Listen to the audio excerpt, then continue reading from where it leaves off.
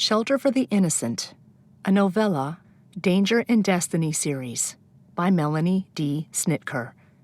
Narrated by Lynn Marie Brunk. Chapter 1. Police Officer Joshua Carrington pulled to a stop in front of a 2-story home and put his patrol car in park. He let dispatch know that he'd arrived at the house in question and he was going to investigate. 911 had received a call from the home earlier, but when an operator answered, there was no response from the other end. Accidental calls weren't uncommon. Sometimes people apologized, and other times, the caller hung up as soon as an operator answered. This situation was different. The operator was confident she heard someone breathing and forwarded the call to the Destiny Police Department. Josh fully expected to knock on the door, find out someone's toddler had accidentally dialed the number, and wish the family good evening. He took in the brick home. It was after 1 in the morning, and it looked like nearly every light was on, except for the porch light. The door itself was recessed, making it difficult to see the 2 steps leading up to it. Once Josh reached the top, a sliver of light revealed the door wasn't completely shut. The door jamb had been forced open with something, likely a crowbar. Instinct took over as warning bells went off in the back of Josh's mind. He withdrew his firearm and nudged the door open with the toe of his boot. "Destiny Police Department. Is anyone home?" Silence answered him. The door continued to swing open until it hit something with a thud. The entire entry was littered with glass where a mirror had fallen to the ground. The faint outline on one wall told him where it used to hang. Several small pieces of furniture had been knocked askew as well. Josh called back into dispatch. "The front door of the home was open, and it appears there was a struggle. Request for backup to my location." Dispatch told him that backup would be on the way. Whoever broke into the home could still be inside. It would be inadvisable to go in alone without someone there to watch his back. "Is anyone here? This is the Destiny Police Department responding to a 911 call made from this location." Nothing but silence, except for the echo of a dog barking in the distance, probably from one of the adjoining yards behind the house. Was the dog barking at a cat or some other nocturnal animal? Or had it been riled up by whatever happened here? Thankfully, backup wasn't far away. Less than 5 minutes later, another patrol car pulled up and parked behind his own. He gave a welcoming nod to Officer Clint Baker as he approached. "The door was forced open, and it's a mess inside. I've announced my presence with no response so far." "Let's check it out." Clint withdrew his own weapon. "Police, is anyone here?" His deeper voice echoed off the walls. Together, they made their way through the house. The entryway and living room were both a jumble. Tables had been knocked over, drawers emptied, and papers strewn everywhere. Even drawers in the kitchen had been dumped out on the floor. "This wasn't a struggle," Josh shook his head. "Someone was searching for something, or had taken something and did this to cover up whatever's missing now." "Agreed. We're all clear down here. Let's check the second floor." Wordlessly, they headed up the wooden stairs that stopped at a small landing. Both officers paused. Clint tilted his head toward the numerous 8x10 photos that brightened up the area.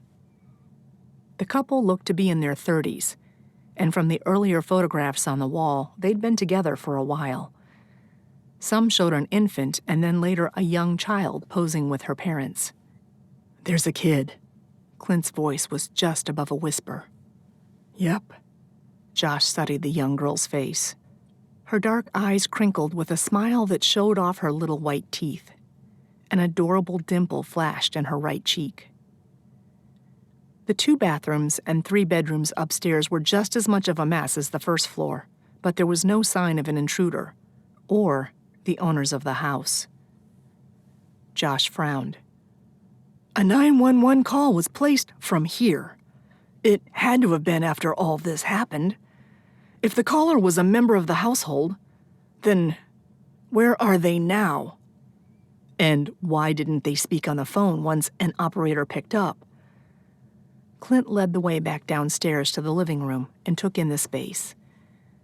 Something caught his eye, and he moved toward an overturned coffee table to get a closer look. "We've got blood over here." Josh clicked on a flashlight and highlighted the corner of the table. It was difficult to see at first, thanks to the dark wood, but he quickly made out what looked like 4 fingerprints. Someone had had enough blood on their palm to leave a partial handprint. He swallowed hard. This wasn't a simple ransacking. Agreed. Check the garage and see if there are any vehicles inside. Josh hoped that with any luck, maybe some members of the family hadn't been in the house at all. Copy that. While Clint made his way to the garage, Josh strode to the back door. The locks were in place with no sign of attempted forced entry. Of course, shadowed as the front door was, neighbors wouldn't have noticed someone trying to break in, especially in the middle of the night. Clint returned with a grim look on his face. There are 2 cars in the garage.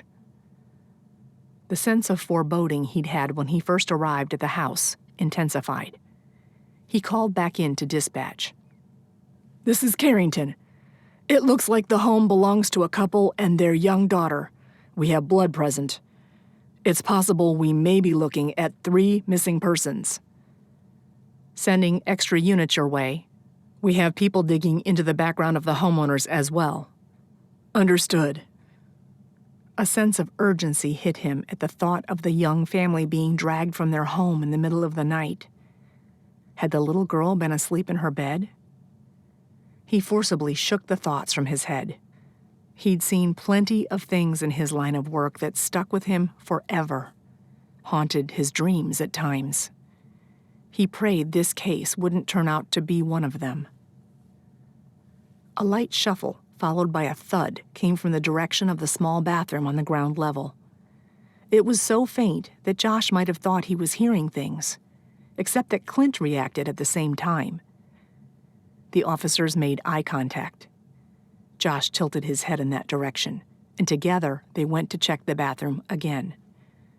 As expected, there was no one there. Josh zeroed in on the cabinets below the double sink.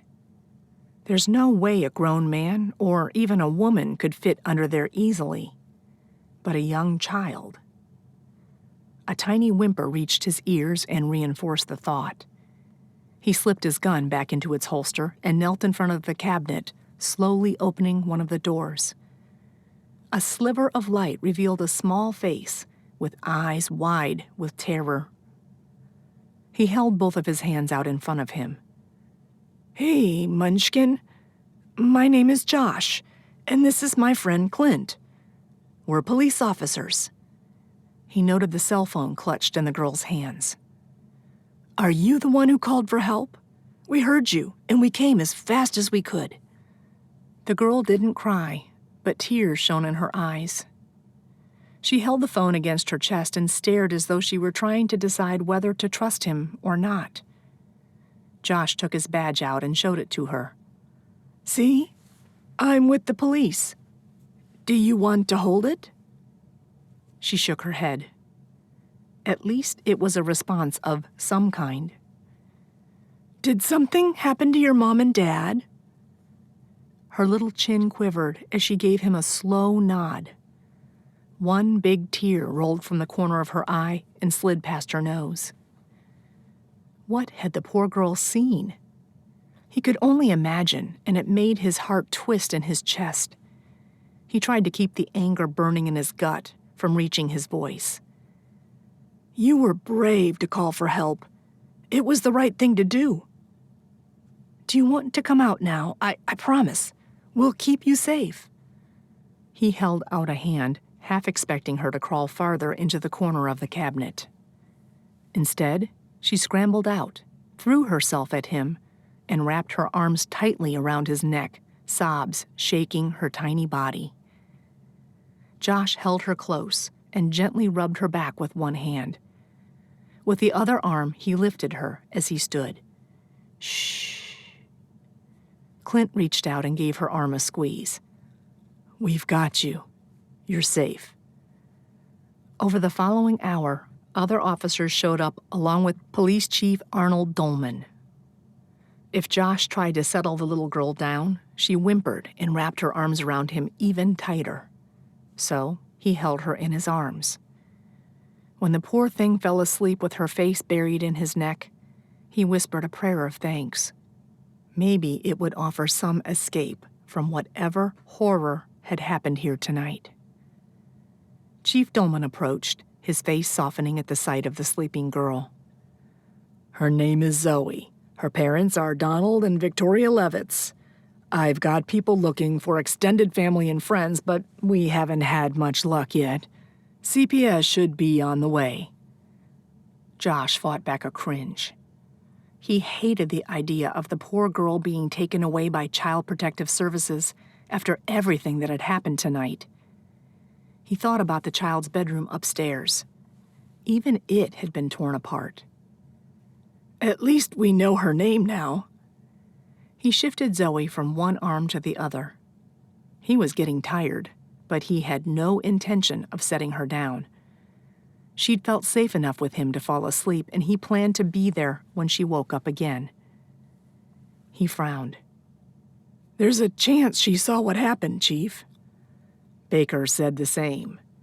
He glanced in the direction of the front door. Ah, here's Opal now. Opal Sheridan was a CPS social worker.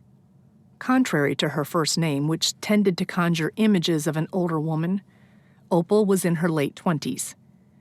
She was as fierce when it came to advocating for children as she was kind to those she helped. Her short red hair was a bit messy. Josh imagined she'd been awakened from sleep like almost everyone else here. She crossed the room and stood in front of Josh, her eyes on Zoe. Poor baby. She looked to Chief Dolman. Are there any updates on next of kin since I spoke with you before? Unfortunately, not yet. We suspect her parents were forcibly taken from the home. We're trying to get access to the security cameras out front and piece together what happened, but it's going to take time. Zoe suddenly tensed and let out a cry. Josh held her closer and rubbed her back. It's okay, Zoe. You're safe. The little girl opened her eyes, and the terror there spoke of a nightmare that she had trouble separating from reality. She looked around the room before tucking her head beneath his chin. Opal stepped forward with a kind smile. Hi, Zoe. Can you tell me how old you are? She said nothing, but she held up one hand and carefully folded her thumb against her palm. You're 4 years old. Wow, you're getting big. Josh rubbed circles against her back, hoping the motion would help calm her. Officer Carrington, along with Officer Baker, found her hiding underneath the bathroom sink. Chief Dolman spoke quietly, giving Opal the information she needed. From what I understand, she won't let anyone else hold her. She seems physically unharmed. Opal nodded thoughtfully. We'll need to get her placed with someone right away. Is there any chance we can get some of her own clothing? The chief shook his head. The house was ransacked, including her bedroom. We'll need to go through it for evidence first. Josh cleared his throat. What about Penny Hughes? She and I go to the same church. She's a foster parent, and I don't believe she has any placements currently. He'd known Penny for years and had always admired her. Truthfully, it was more than that. He was attracted to her. He'd even asked her out last year, only to be turned down. She'd been in the midst of pursuing her dreams of becoming a foster parent, and that was the reason for the rejection. He got it, respected her for it, even. Unfortunately, it had done nothing to lessen his admiration of her. Opal gave a satisfied nod. I was thinking of Penny myself. The chief looked thoughtful. I'd like to assign an officer to shadow Penny and Zoe for the time being. Would you please explain the situation to her and see if she's comfortable with the idea? I'll do that right now. Please, excuse me.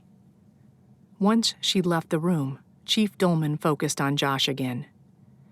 If Zoe saw something or someone, then we need to make sure she's protected. I'd like to volunteer for the job, sir. Josh tilted his head toward Zoe. She trusts me, and after everything she's gone through, I hate to leave her. As though she understood what was being discussed, Zoe tightened her hold. It didn't go unnoticed by the chief. Agreed. You can head over with Opal and explain the situation to Penny. I'd prefer it if you were to stay in the house with them until everything gets sorted out. We'll see if she's comfortable with that arrangement. Josh prayed Penny would be open to the arrangement. Not only did he not like the idea of walking away from Zoe right now, but he didn't care to leave either of them potentially vulnerable until they knew more about the situation.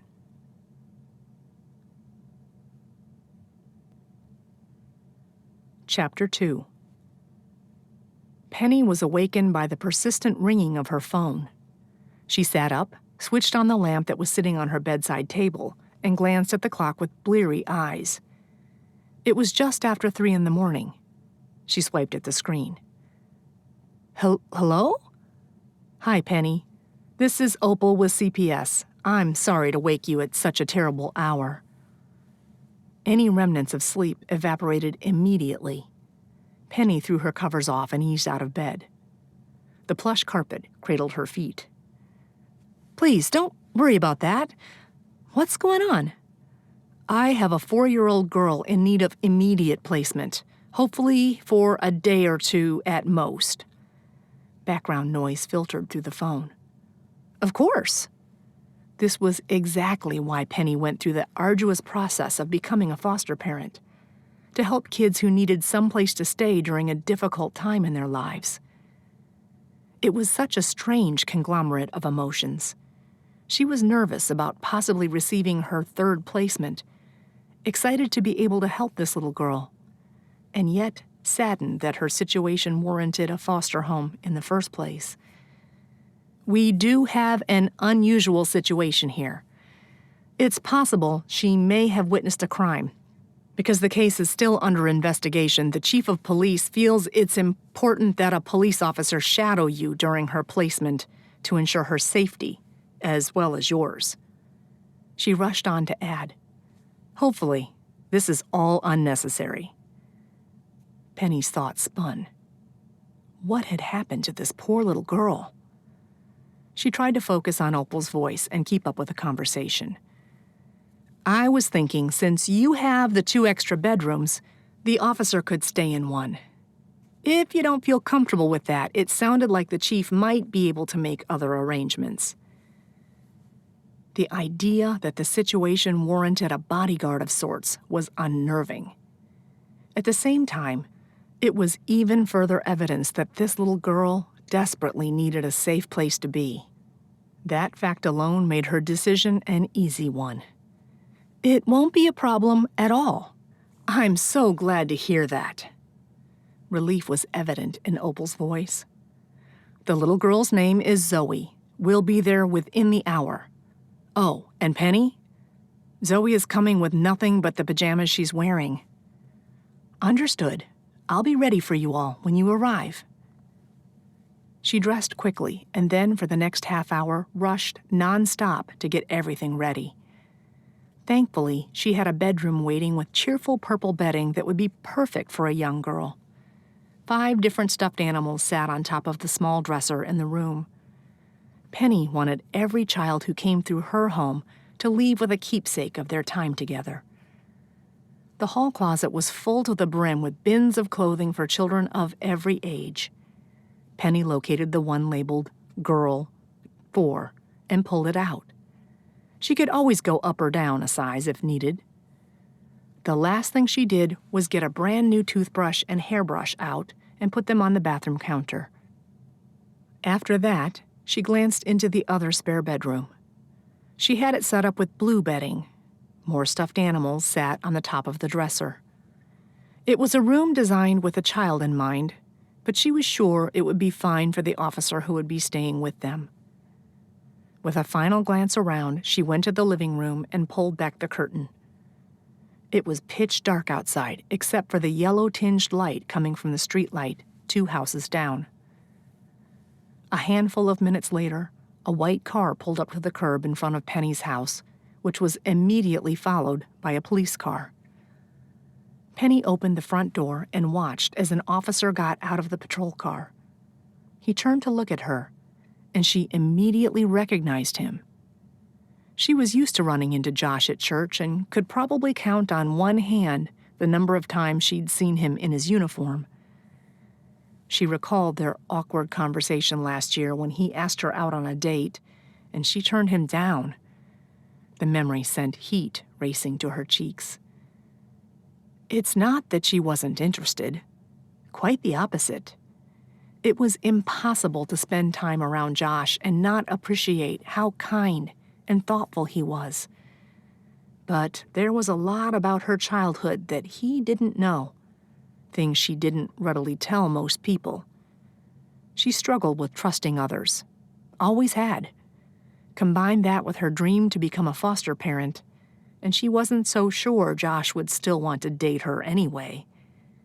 It was easier not to go out with him in the first place. Except things had never quite been the same between them since. Was he the officer staying with her and Zoe?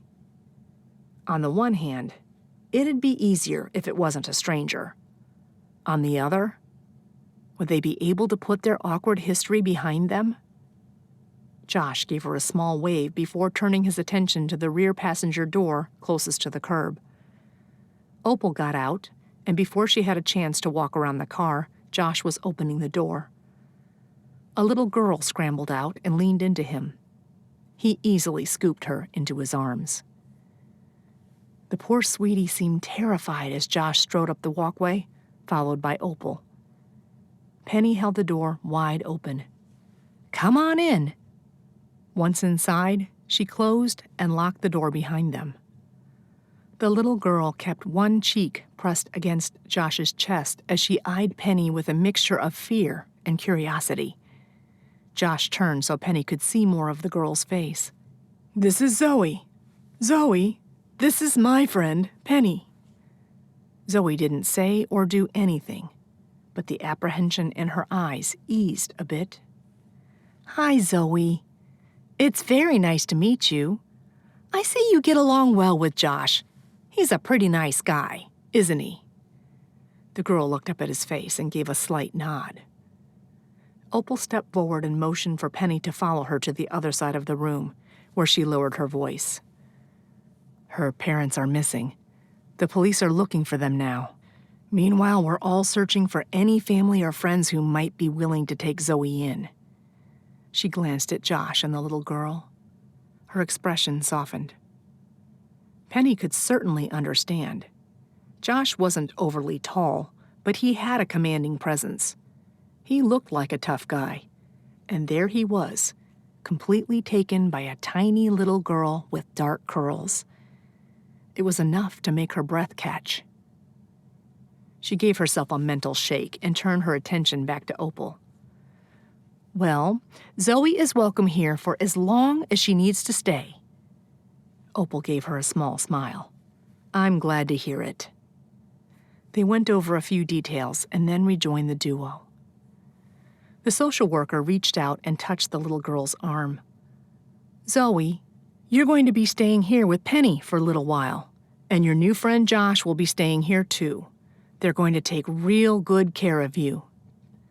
A wave of sadness seemed to wash over the little girl. She puckered her bottom lip as tears gathered in her brown eyes.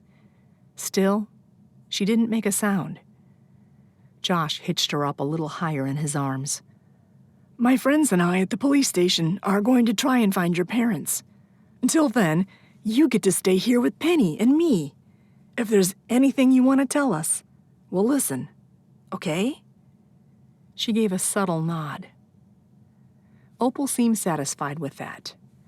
"In that case, I'll leave you so you can get settled. I'll be in touch with you tomorrow." Penny saw the social worker out and returned to where Josh and Zoe were still standing. She pointed to the girls' pink and purple pajamas. "Do you like the color purple?" Zoe nodded again and yawned.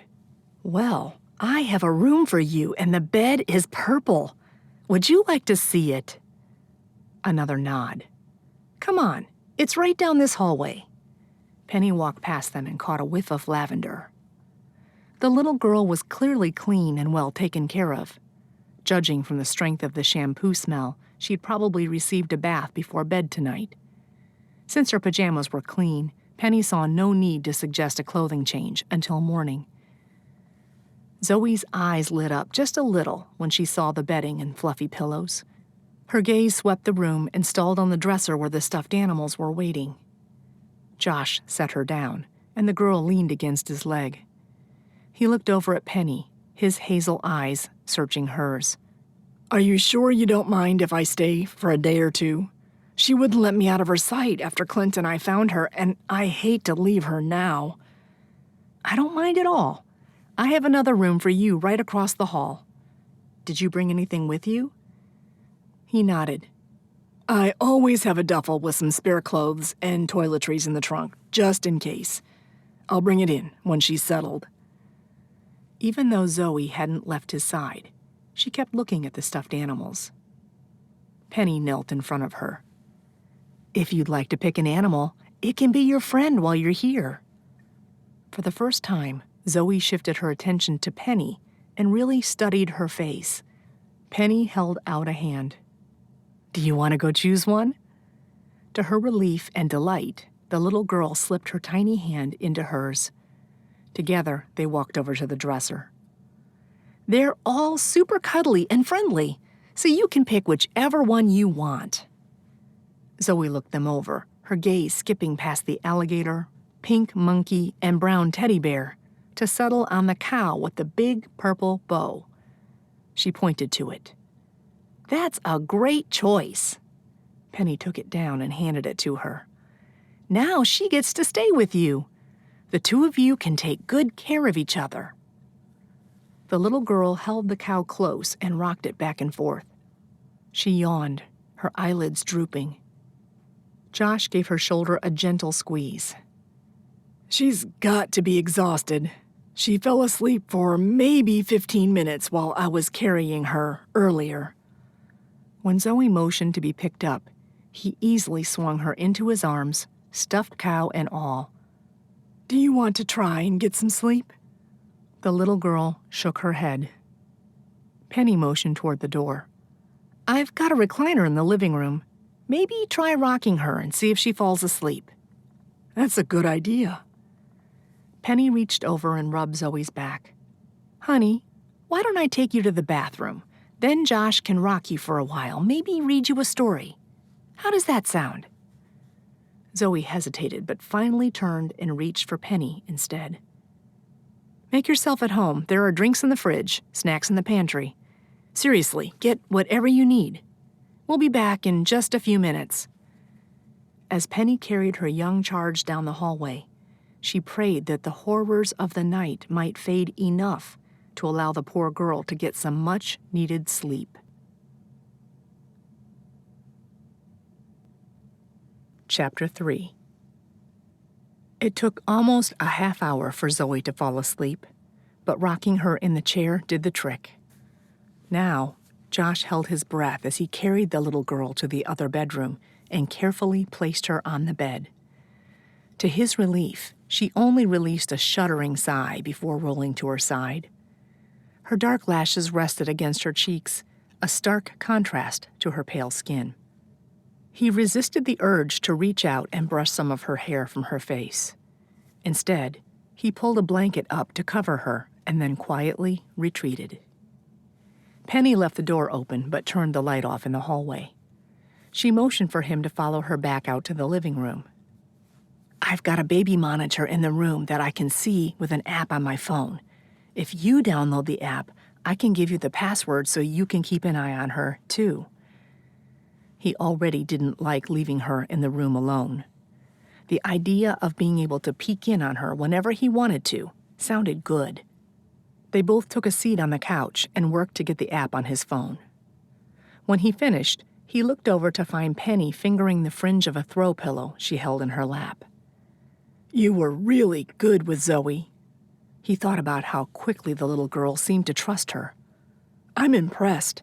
You've obviously found your calling. She shrugged.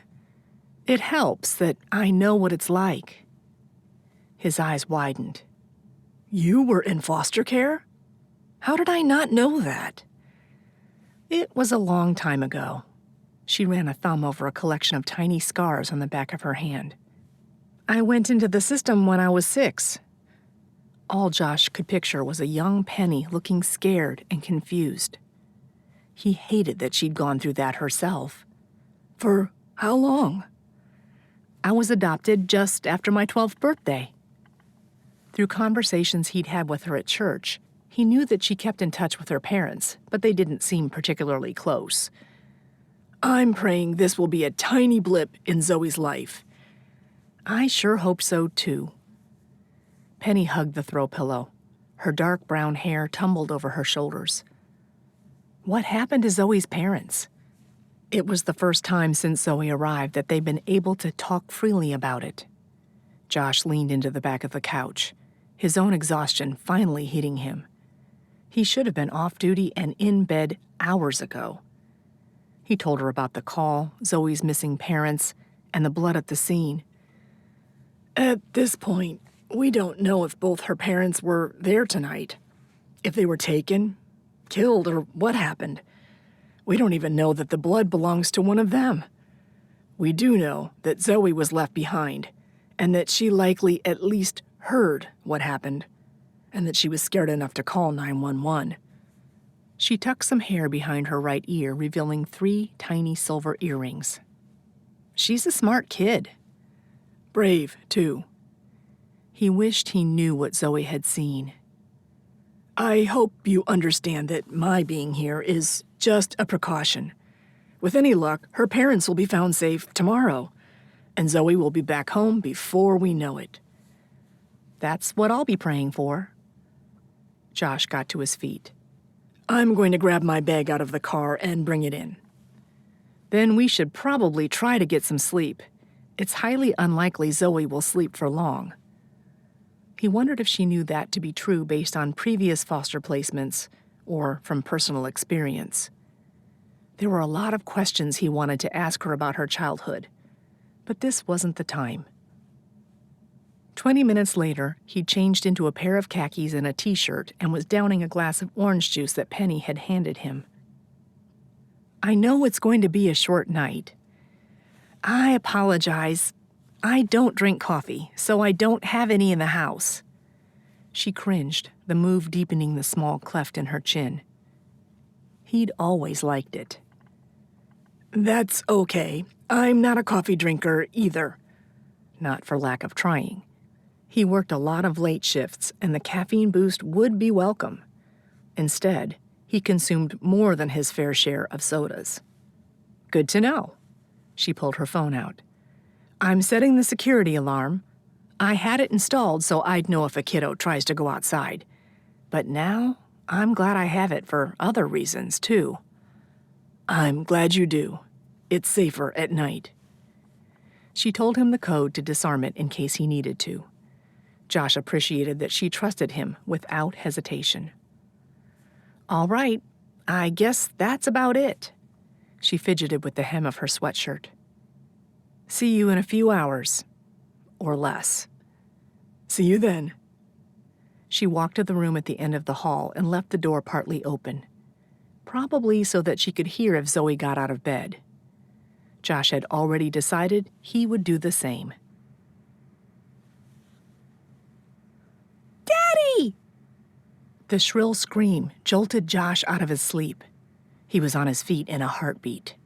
He fumbled with the small lamp beside the bed. He got to Zoe's door at the same time as Penny. There were no other sounds coming from the young girl's room. They stood in silence and listened. Finally, Josh took his flashlight and carefully shined it inside to make sure the girl was still in bed and asleep. Everything looked okay. "That just breaks my heart," Penny said in a whisper. "I guess it's good to know that she can speak." "I was thinking the same thing." He'd heard about cases where a child witnessed something terrible and was rendered mute. Then, there was the possibility that Zoe might have had a pre-existing condition that meant she couldn't speak at all. "It would help if she could tell us what happened at her house last night. But I realize it's a lot to ask anyone, much less someone so young." If she stayed hidden, whoever broke into the house may not have seen her at all. "That's what I'm hoping." He waited another moment to make sure Zoe was settled again. "Maybe we'll get some good news later this morning." It was almost 7.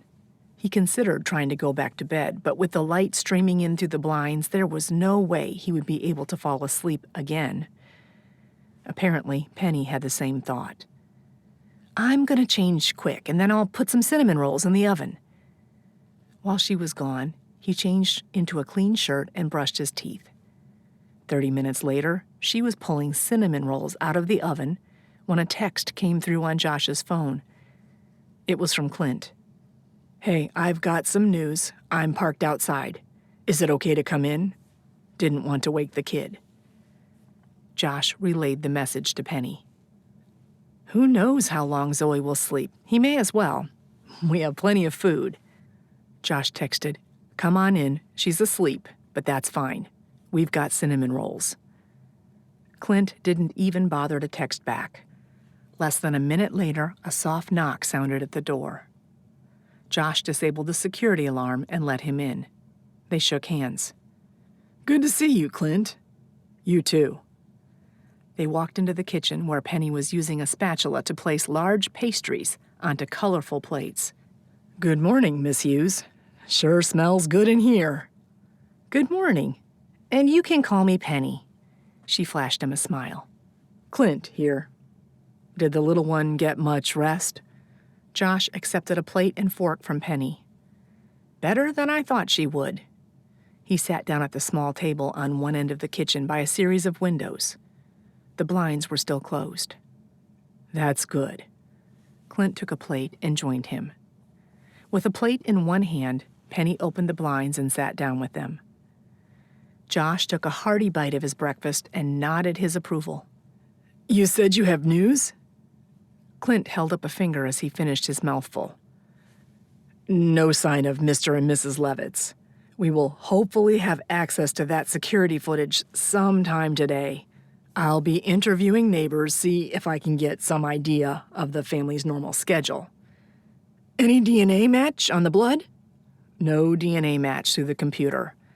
However, samples were taken from toothbrushes in the home. The blood was a match to Mr. Levitz." He swiped at his mouth with a napkin. "Here's where it gets interesting. We ran background checks on both of them. According to records, Donald and Victoria Levitz had only existed for the last 2 years. It's like they just appeared out of nowhere." Clint used his hands to illustrate. Penny had been about to lift her fork. Instead, she set it on the plate. Her eyes widened with surprise. "As if they're using an alias?" "Your guess is as good as ours." Clint shrugged and took another large bite, finishing his cinnamon roll. Without missing a beat, Penny retrieved the pan of pastries and set them in the center of the table. She pushed them toward Clint. "Help yourself." "Thank you. They're delicious." He slid another one onto his plate. Josh mulled over the last bit of information. "What about fingerprints? Are either of them in the system?" "As you can imagine, there were fingerprints all over the house. But no, neither of the couple seems to be in the system under any name." There were only 2 reasons for someone to create a new identity like this. Either they had done something illegal and were trying to get away with it, or they were running for their lives. Maybe they're part of the witness protection program. That was Chief's thought as well. He's trying to find out, but you know how that is. Information isn't readily available. The fewer people who know about situations like these, the better. If the Levitz family was in WITSEC and the break-in was related to a previous case, it had clearly failed. WITSEC was almost fail-proof as long as the guidelines were followed by those it protected. Josh had a feeling Chief Dolman would have no trouble getting the information he needed. What if Zoe's parents weren't as innocent as he'd originally thought they were? She would have been around 2 years old when they took on these new identities. It was unlikely Zoe even remembered what her name had been before. Chapter 4. Zoe woke up a few minutes after 8, not quite a half hour after Officer Baker, Clint, left. The little girl seemed just as withdrawn as she had been the night before. Penny brought her to the kitchen right away to see if she was hungry. Zoe didn't seem impressed with the cinnamon rolls, but perked up when pancakes were mentioned. While Penny retrieved a pancake from the freezer and warmed it up, she quizzed the little girl about what she would like to drink. Her eyes lit up at the idea of chocolate milk. Josh stood. "I'll get it." "Thank you." He took a cup out of the cabinet and found the milk and chocolate syrup in the fridge. He looked completely comfortable in her kitchen. They worked well in the same space, as though they'd done it many times before. A pang of longing came from nowhere and buried itself in her chest. Penny would be perfectly happy to spend the rest of her life fostering and helping children. She could do that just fine, alone. But the thought of doing it with a partner by her side was more than a little appealing. Zoe shook her head to offers of both butter and syrup and seemed content to munch on the plain pancake in between sips of chocolate milk. At least she was eating something. The girl's dark curls had become tangled while she was sleeping. Penny resisted the urge to reach out and run her fingers through them. Hopefully, Zoe would allow her to brush them out once she'd finished eating. Penny's cell phone rang with an incoming call from Opal. "Good morning. You're calling early today." Obviously, the poor woman hadn't gotten much more sleep than they had. "My phone hasn't stopped ringing since 7 this morning." There was a hint of annoyance in Opal's voice. Penny had known her for a couple of years now. The social worker loved what she did, including a call from the police department. "It seems there's quite a mystery surrounding your young charge and her parents. Is she talking at all yet?" Penny raised a finger to let Josh know she'd be back in a minute and slipped from the room. "No, not to us, but she had a nightmare last night and called out, 'Daddy,' so we know she's physically capable of speaking. The officer I spoke with said time is of the essence when it comes to finding her parents. I'm setting up an appointment with our child psychologist, Dr. Barr. I'll text you with the time, and then he and I will come by your house so that Zoe will be as comfortable as possible. Maybe he can shed some light on how we might be able to get through to her." "That sounds like a great idea. We're not going anywhere, so whatever time works best will be fine with us." "Perfect. I'll be getting back to you." The call ended, and Penny returned to the kitchen. Josh had a glass of milk in front of him and was blowing bubbles into it with a straw. Zoe copied him with her chocolate milk, with brown bubbles filling the glass. She giggled when they rose over the top and popped against her nose. The smile that accompanied it made a dimple appear in one cheek. Talk about adorable. Josh looked up at Penny and smiled, his hazel eyes sparkling.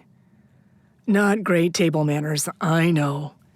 He covered part of his mouth with one hand and leaned toward Zoe. "She's gonna make us leave the table if we don't behave." Another giggle. Zoe took a long drink of her chocolate milk. By the time she'd finished, some of the joy had drained from her face. Penny thought a prayer of thanks that the girl was at least able to experience a few moments of happiness. "When you finished your milk, we'll go pick out something to wear and get cleaned up." Josh stood and placed his glass in the sink. Any news from Opal? She's going to have a child psychologist come and talk to Zoe sometime today. See if that'll give us some insight into how to help her find her voice. Penny knew from experience that therapy of any kind was valuable, but it took time, and that may not be something Zoe's parents had a lot of. Thankfully, the sweet little girl didn't need to know that. It was way too much pressure on anyone, much less someone so young. Zoe finished her milk and all but one bite of pancake and sat back in her seat. I can clean everything up while you two are busy getting ready. Josh slipped his hands into his pockets. If that's okay, of course. I know some women don't like having other people mess with their kitchen. Penny's eyebrows rose. I'm definitely not one of them. If you want to do the dishes, you're more than welcome to them. Thank you. She'd always admired Josh for his dedication to their church and to his job protecting their town. Combine that with how great he was with Zoe and his willingness to do the dishes, and Penny had to wonder why he wasn't already married. Any woman would be lucky to have him. Had she made a mistake last year turning him down? Heat flooded her cheeks. She ducked her head and helped Zoe down from her chair. Come on, sweetie. Let's see if we can find you a new outfit. There weren't a lot of dishes to clean up, but Josh put all his efforts into getting them washed and dried. He set them on the countertop because he had no idea where they went. Penny might not mind him jumping in to help, but he doubted she wanted to have to look through all her cabinets the next time she needed the cinnamon roll pan.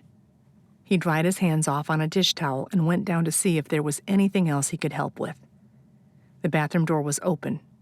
Zoe was dressed in a purple tunic with matching leggings, and Penny was brushing her hair. You have such beautiful hair, Zoe. I love the pretty curls. Penny looked into the mirror and met Zoe's eyes. I used to wish I had curly hair.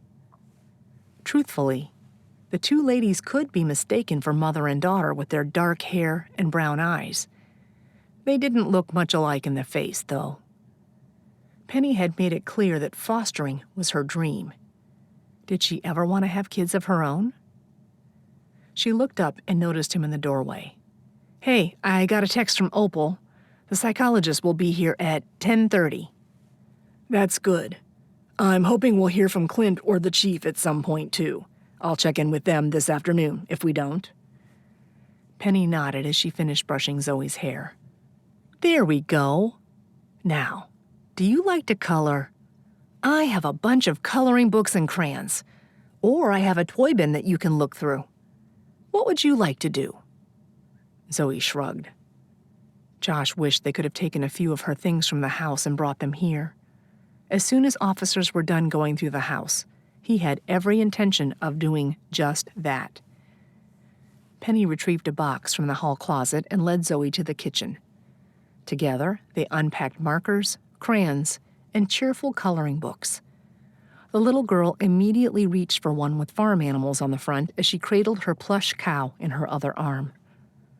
Penny did an excellent job of keeping her young charge busy until the doorbell rang. I'll check it. They weren't even sure that Zoe was in danger, but Josh had every intention of treating people coming into the house as though she were. The man standing on the small porch wasn't familiar, but seeing Opal with him assured Josh of his identity. He opened the door. Come on in. He showed them to the living room where Penny and Zoe joined them. Introductions were made all around, but Dr. Barr quickly focused his attention on the young girl. Penny left the room and returned with 2 folding chairs. Josh took them from her and set them up. Penny directed Zoe to sit in the recliner and then chose a spot on the nearby couch. Unsure of what to do, Josh took the cushion beside her. As soon as he did, Zoe hopped down and climbed onto the couch right between them. If that's where she feels most comfortable, that's perfectly okay. Dr. Barr claimed a folding chair and moved it closer to the couch. I like your cow. Does it have a name? Zoe shook her head. Do you have any pets at home? Cats or dogs? When she shook her head, he continued. What about a cow? Do you have a pet cow that sleeps in your bedroom at night? Maybe right on the foot of your bed? The corners of her mouth twitched, but she only shook her head again. Dr. Barr went through a variety of questions about her bedroom and her favorite toys. Then he started to include things like her favorite game to play with her parents and her favorite meal that her mom made for dinner. Zoe held the cow closer and leaned her head against Josh's arm for a moment, still refusing to speak. He resisted the urge to put it around her and hold her close. He wasn't sure whether he was supposed to interact with her or not, but he did know that body language was hugely helpful when trying to determine how Zoe might feel about something. I know you miss your mom and dad, Zoe. Dr. Barr's tone was soft and reassuring. Are you worried about them? She glanced up at Josh first before looking at the psychologist. Yes. The word was barely a whisper. Were both of your parents home last night when you went to bed? She nodded, and her chin quivered.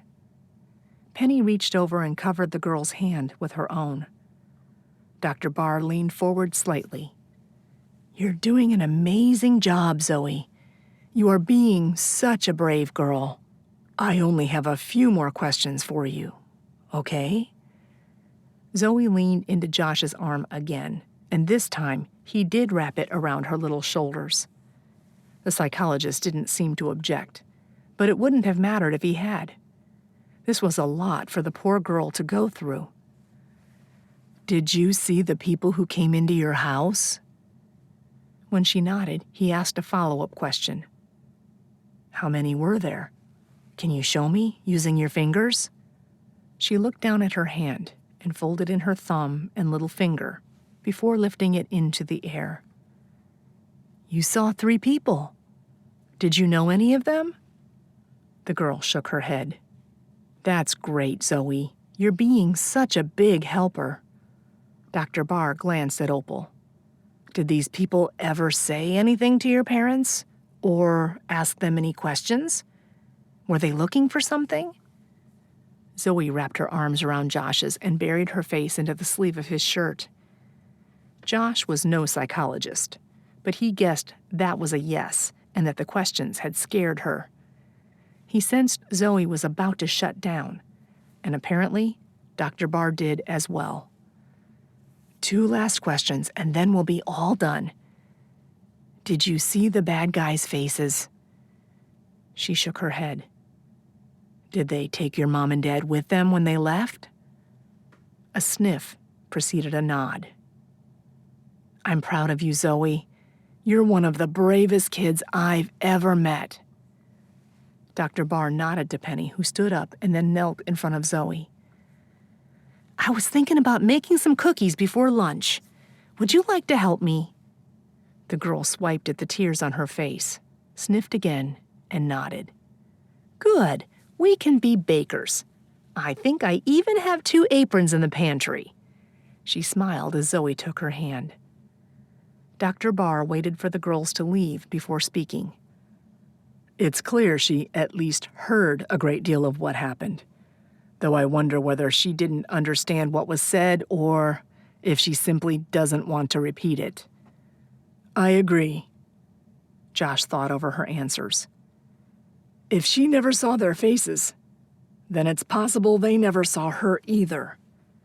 Hopefully, that meant she wasn't in danger. Still, they had torn apart the little girl's room along with the rest of the house looking for something. They must have thought it odd that the girl wasn't in the home. Or had her parents told them she was staying with a friend or relative to protect her? Did Zoe naturally hide? Or had her parents taught her to do so if there was ever trouble? They got several answers, but they left Josh with just as many questions. Do you think she might offer more information as she becomes more comfortable with Penny and me? It's possible. When it comes to trauma like this, it's difficult to know whether she'll find it helpful to talk about it or if she'll keep it inside. Finding ways to distract her can help. give her something else to focus on. His niece had a birthday party tomorrow. He'd already sent a message to his sister to let her know he might not make it. But maybe he mentioned the party to Dr. Barr. That might be just the thing. Other kids to play with, fun and games. It could be the perfect setting to help her think about something else for a while. You can always take her and leave early if you find the opposite is true. Dr. Barr withdrew an iPad from the briefcase he'd brought with him and took several minutes to jot down some notes. Josh did hate to miss his niece's birthday, but he didn't want to put Zoe in a position she wasn't comfortable with either. He'd talk it over with Penny later and see what she thought.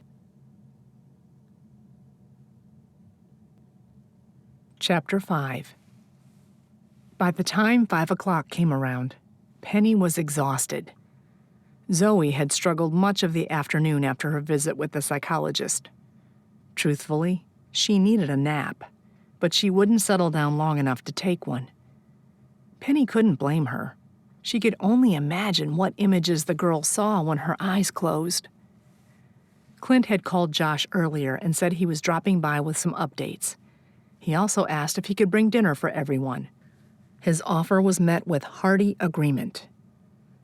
Penny's stomach was growling when Josh answered the door and escorted the other officer in. Clint, still in uniform, headed to the kitchen with a bag of food in one hand and a laptop in the other. "I've got chicken and French fries," he announced as he set the bag on the table. He turned to face Zoe. "Do you like chicken and fries?" She nodded as she eyed the bag. "Me too." Clint winked at the girl and began to unpack the food. Penny retrieved plates from one cabinet while Josh got drinks from the fridge. She was again struck by how quickly they fell into a rhythm together. Before long, they were all seated around the small table. Josh offered a prayer of thanks for the food, and they dug in. Penny was pleased to see Zoe had a decent appetite. Clint dragged several fries through the white gravy and dropped them in his mouth with satisfaction. "They make some of the best gravy."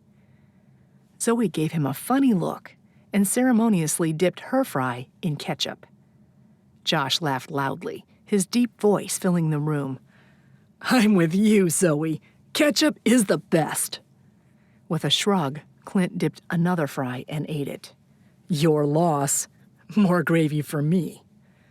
The table was barely big enough to accommodate the four of them. Penny made a mental note to look at getting a larger table. Then again, how many times would there be this many people here for a meal? After eating alone for so long, she was going to miss it when both Zoe and Josh left. Hopefully, it would mean the girl was going back to her parents. Of course, Josh had a job and a life of his own, too. She ignored the pang of loneliness and focused on the conversation that centered on which childhood cartoon was the best. When they'd finished dinner, it was obvious Clint had some news but was reluctant to share it in front of Zoe. Penny found her old CD player and headphones. She'd found Zoe enjoyed listening to some of the praise music she still had on CD earlier. She got the little girl set up with coloring books and the music at the kitchen table, while the adults went into the living room. Far enough away to talk freely, but close enough to keep an eye on her. Once settled in the living room, Clint opened his laptop and set it on the coffee table. "I touched base with Detective Paris. We were able to get copies of the security footage from Levitt's home.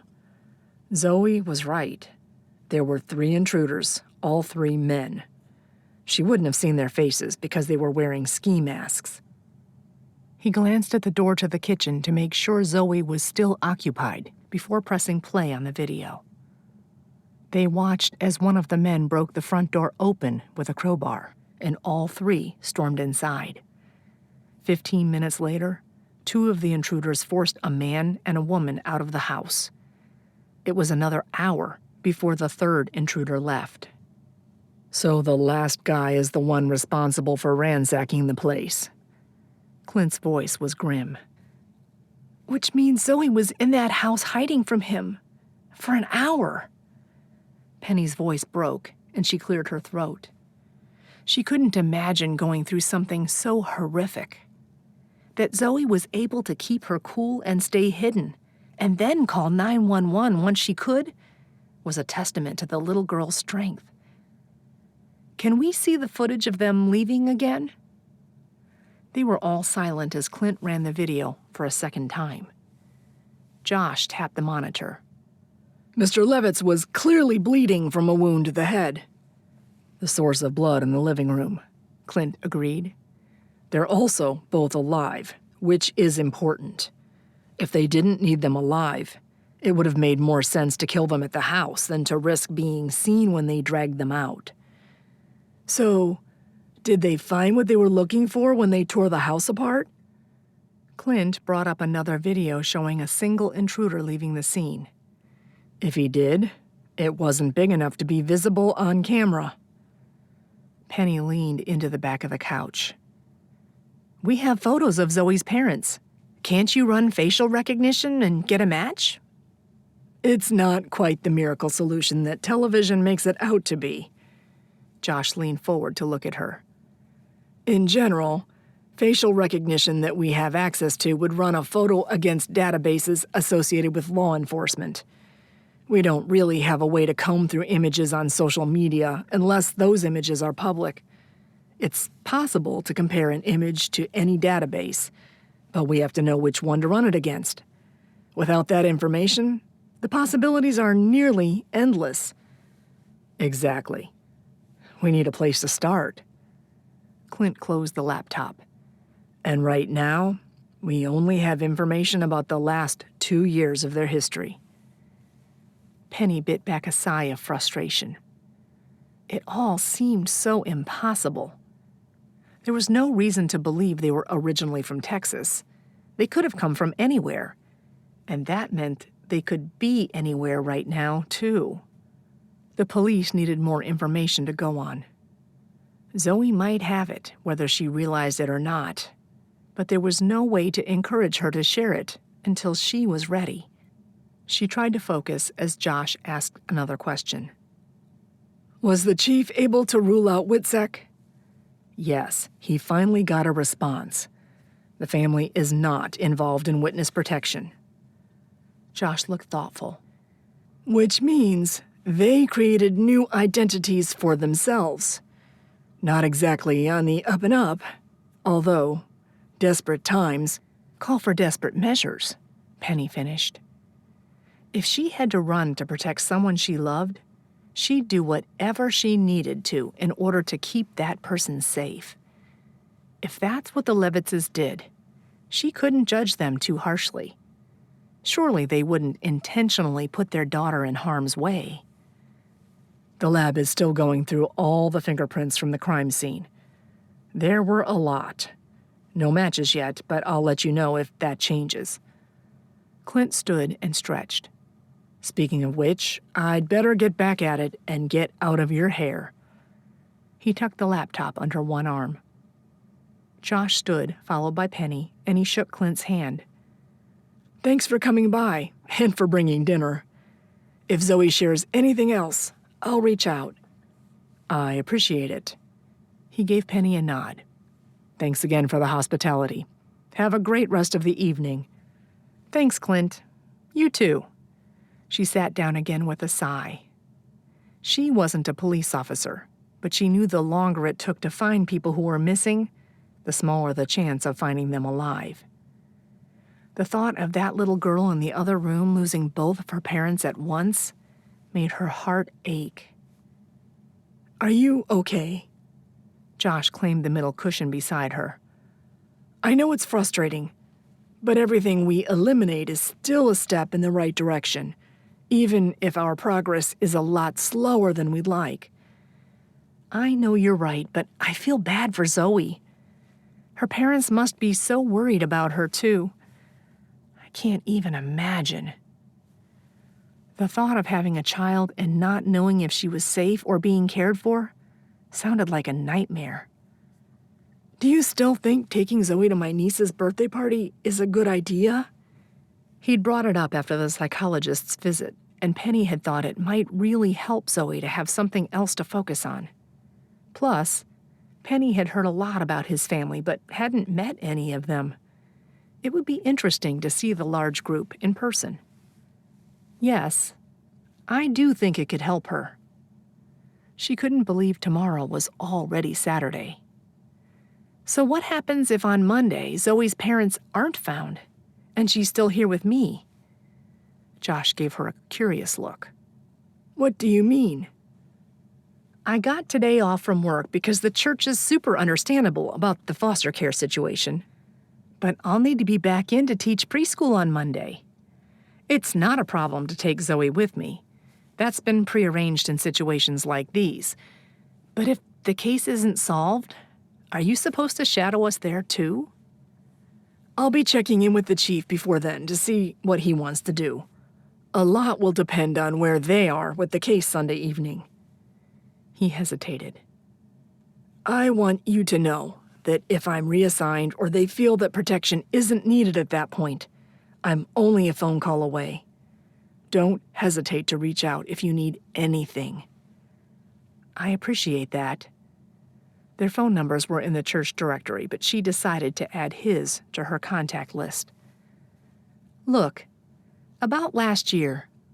Last year, I didn't mean to... They both stopped speaking at the same time and then laughed awkwardly. Josh motioned to her. Please, you go first. Penny swallowed as she tried to organize her thoughts. Last year, when you asked me out, I don't think I handled the situation very well. She cringed as she remembered the excuses she'd thrown at him. I gave you all the reasons why I couldn't date you or anyone else. To me, they were valid because I was stretched really thin. He gave her a single nod to continue, his gaze on her face and his expression open. The life I've chosen for myself is different. I'm not sure how well it'll fit when it comes to having a normal family. I don't know if that will ever change. But when you asked me out, I should have made sure you knew that if the situation was different, I would have said yes. It felt good to get that out there. Not only because it was the truth and she respected him a great deal, but because he deserved to know that it had nothing to do with him. It was due to her own life's path, one she didn't regret for a second. Josh's brows rose in surprise. I appreciate that.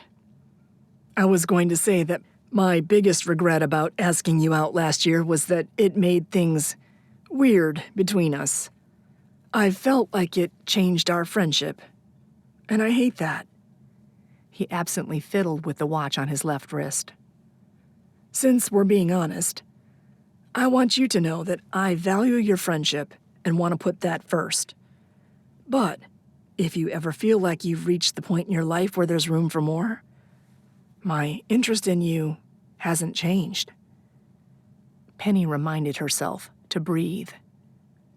Time slowed and nearly stopped as she tried and failed to keep the stunned reaction off her face. She swallowed and then tried to come up with a response. Zoe walked into the room with headphones in her hands. She looked from Josh to Penny. May I have a cookie? Apparently, the little girl was a fan of the chocolate chip cookies they made together. Penny put the rest into a sealed container to keep them fresh. It wouldn't have mattered how many cookies Zoe had previously. The fact that she spoke aloud meant she was going to get one more. Of course you can. She stood from the couch and glanced at Josh. He smiled at Zoe before his focus shifted to Penny. There was no missing the glint of humor in his eyes. Yeah, Zoe had rescued her from having to come up with a response. But her mind and heart whirled with the realization that Josh was still interested in her. Chapter 6.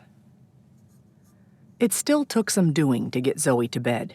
She didn't want to go to sleep at all, even though her eyelids were drooping and the yawns were coming one after the other. Instead of rocking her to sleep like he had the first night, Josh moved a chair into her room and sat beside her bed until she fell asleep. By then, it was nearly 10. He pulled her blanket up a little higher to make sure she stayed warm enough and turned to leave. He was surprised to find Penny standing in the doorway watching. How long had she been waiting there? His mind went back to their conversation earlier. Maybe he shouldn't have told her that he would still date her if she was ever open to the possibility. At the same time, she couldn't know if he didn't speak his mind. Now that she knew the truth, the ball was in her court. From what she told him, he was confident that she cared for him, too. He understood why she felt the relationship might not be compatible with her being a foster parent, but he had a strong suspicion it was more than that. "You're really good with her," Penny said as she backed away from the door. "I hope she sleeps for a while." "I hope so, too. She desperately needs the rest." He tilted his head toward the kitchen. "I don't suppose you have any more of those cookies left, do you?" She chuckled, and the sound of her laughter warmed his heart. "I'll do you one better. How about chocolate chip ice cream? We can put some chocolate syrup on it." "Ooh, you've got the good stuff. Yes, please." They fixed bowls of ice cream and went back into the living room to sit down. Josh took a bite and groaned his approval. He rarely ate ice cream, so it was a real treat. "Do you always have sweets around for the kids?" "Oh, no, these are for me. I'm a closet chocoholic." She shrugged. "My adoptive parents said that chocolate is my love language."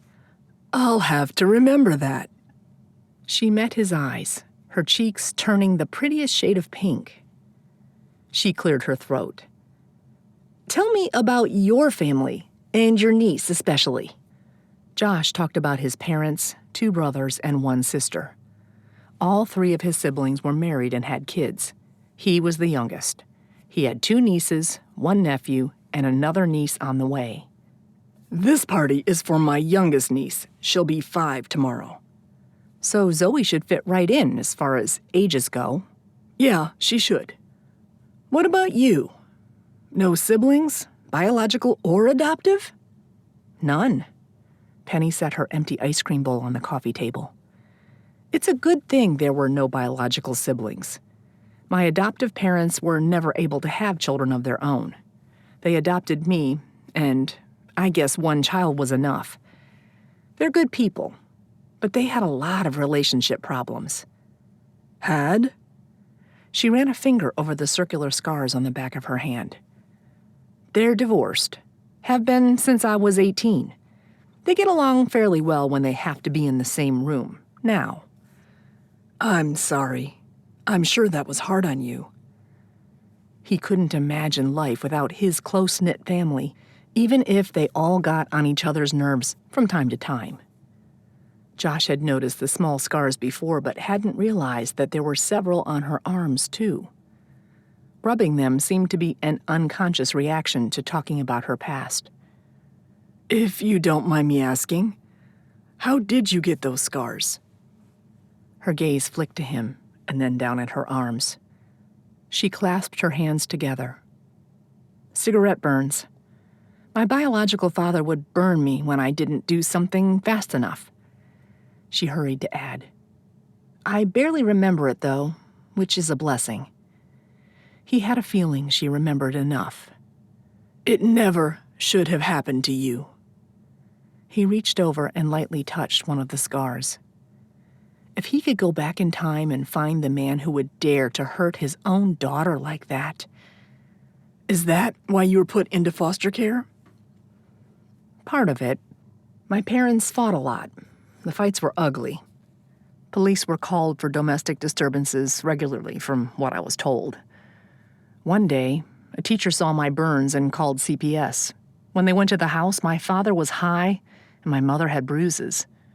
They put me into the system, and my parents never even tried to get me back." Her voice was even, almost rehearsed, but the pained look in her eyes spoke of the kind of hurt that never faded completely. She might not remember it all well, but it had left scars that weren't just physical. I can't begin to imagine what you went through. It had to have been so difficult. I'm sorry. His instinct was to reach for her and hold her close. It took a great deal of determination not to do exactly that. Have you ever wondered where they are now? Penny shook her head. They're both gone. My mother from a drug overdose, and my father, well, he was in prison. Is your experience while in foster care why you wanted to be a foster parent? Because someone inspired you, or because you want to do better? He hoped she didn't mind all the questions, but Josh wanted to know more about her. And a big part of who she was now was thanks to what happened in her past. I suppose it's a bit of both. She shifted so she could lean into the corner of the couch and cross her legs. I had 2 foster homes that were horrible. They weren't abusive, but they were just this side of it. The pensive expression shifted until a small smile replaced it. Then there were 2 that were amazing, especially the first one I went to. I was a mess, scared, confused. But my foster parents there understood. They never pushed, and they accepted me for who I was and where I came from. Her chin lifted, and her eyes sparkled with unshed tears.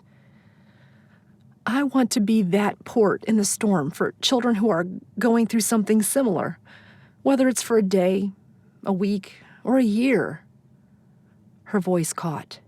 She swiped at a stray tear and cleared her throat. I know that was way more than you actually wanted to hear. Are you kidding? It's a testament to who you are. Penny, you're not a victim. You're a survivor who has thrived. He motioned in the direction of Zoe's room. What you're doing here is amazing. She was amazing. Penny gave him a watery smile. Right back at you. If you hadn't gone into Zoe's house and found her, who knows what would have happened? You're her hero. No matter what, she'll never forget that. Her words settled over his heart, sending tendrils of warmth in every direction. I appreciate that. I'll never forget her either. What made you decide to become a police officer? Are others in your family in law enforcement too? I'm the first. His mom had been worried in the beginning and still got nervous when he worked. But he knew both of his parents were proud of him. My reasons weren't all that different than yours. I wanted to be able to bring light to people who are going through a difficult time in their lives, even if it's in a small or fleeting way. He shrugged. It was hard to explain to someone who didn't feel that same calling. But it was clear that Penny did. She understood exactly what he was talking about, and that fact alone made him feel closer to her than he'd felt about almost anyone else. Respect shone in her eyes. I think that's great, Josh. Truly. She looked like she was about to say something else when his phone buzzed from its spot on the coffee table. Chief Dolman's name appeared on the screen, and Josh answered it immediately. This is Officer Carrington. Chief Dolman here. I wanted to check in and see how things were going. All is quiet, sir. No sign of trouble. Zoe still hasn't spoken about that night, but she was more relaxed this evening and is talking a little in general. That's great to hear. Maybe she'll feel comfortable sharing soon. We did have a couple of breakthroughs here. They found a match in the mess of fingerprints at the house. It came back belonging to an Edward Black. Josh got a notebook out of his pocket and jotted the name down. Penny sat up straight and shifted toward him on the couch. Her attention piqued. That's great, sir. Any connection to the Levitz family? Black isn't from here. He lives in Sacramento and works for a company called Sunnyside Cosmetics. Once we knew about it, Detective Paris ran facial recognition through their employee database. We got a match to Mr. and Mrs. Levitz. Or, should I say, Lee and Karen Parks. Wow, so they must have bought new identities and run to Texas. Josh wrote a note to Penny telling her in a few words that they knew Zoe's parents' real names. She gave him a thumbs up. From what Detective Paris was able to glean from Sunnyside Cosmetics, as well as social media, it looks like Lee and Karen may have met while they both worked there. It's unclear what they did because the company is at the forefront of developing new cosmetics and big on keeping secrets. Still, Lee has a degree in biochemistry and Karen in microbiology. So they may have been involved in developing new products or tasked to improve existing ones. That's the theory right now, Chief Dolman affirmed. Whatever they're running from, there's a good chance it has to do with Sunnyside Cosmetics. Josh tried to imagine what the couple might have gotten mixed up in. It must have been something major for someone to look for them for 2 years, come all the way to Texas, and then risk taking them from their home. The chief spoke to someone in the background before returning to their conversation. We did finish processing the Levitts' home, or should I say Parks. I'll have Officer Baker swing by in the morning with a set of keys to the new front door. That way you can get a few things for Zoe. I considered the idea of having her go back into the house to see if it might trigger a memory, but you're more in touch with whether that would be beneficial. Right now, Josh wasn't sure about that either, but getting some of the girl's things would definitely be helpful. That'll be great, sir. Thank you. Have a good night, Carrington. Stay safe. You too, sir. The call ended, and Josh filled Penny in on all the news. She'd moved closer to him on the couch while he was writing notes, and now she sat near enough that her arm brushed against his when she leaned back.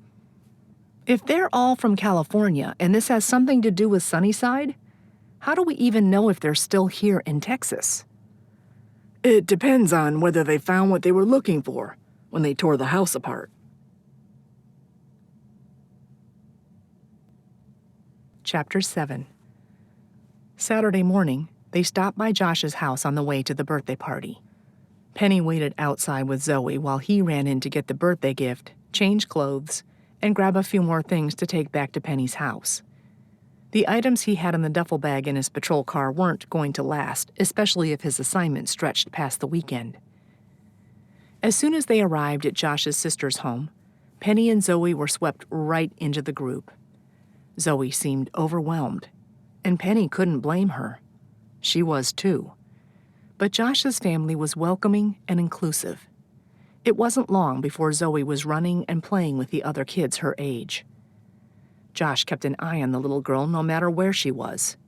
He might have been dressed in street clothes, but it was clear he still took his job protecting Zoe seriously. Between that and the attention he showed his nieces and nephew, and the love they showed him, she had no doubt he'd be an amazing dad someday. Penny eyed his blue jeans and the black t-shirt that hugged his biceps perfectly. And admiring him was about the last thing she should be doing. She gave herself an eye roll and tried to shake the thoughts from her mind. Everyone enjoyed hot dogs and chips. The birthday girl had opened her gifts, and now the kids played for a few minutes until it was time for cake.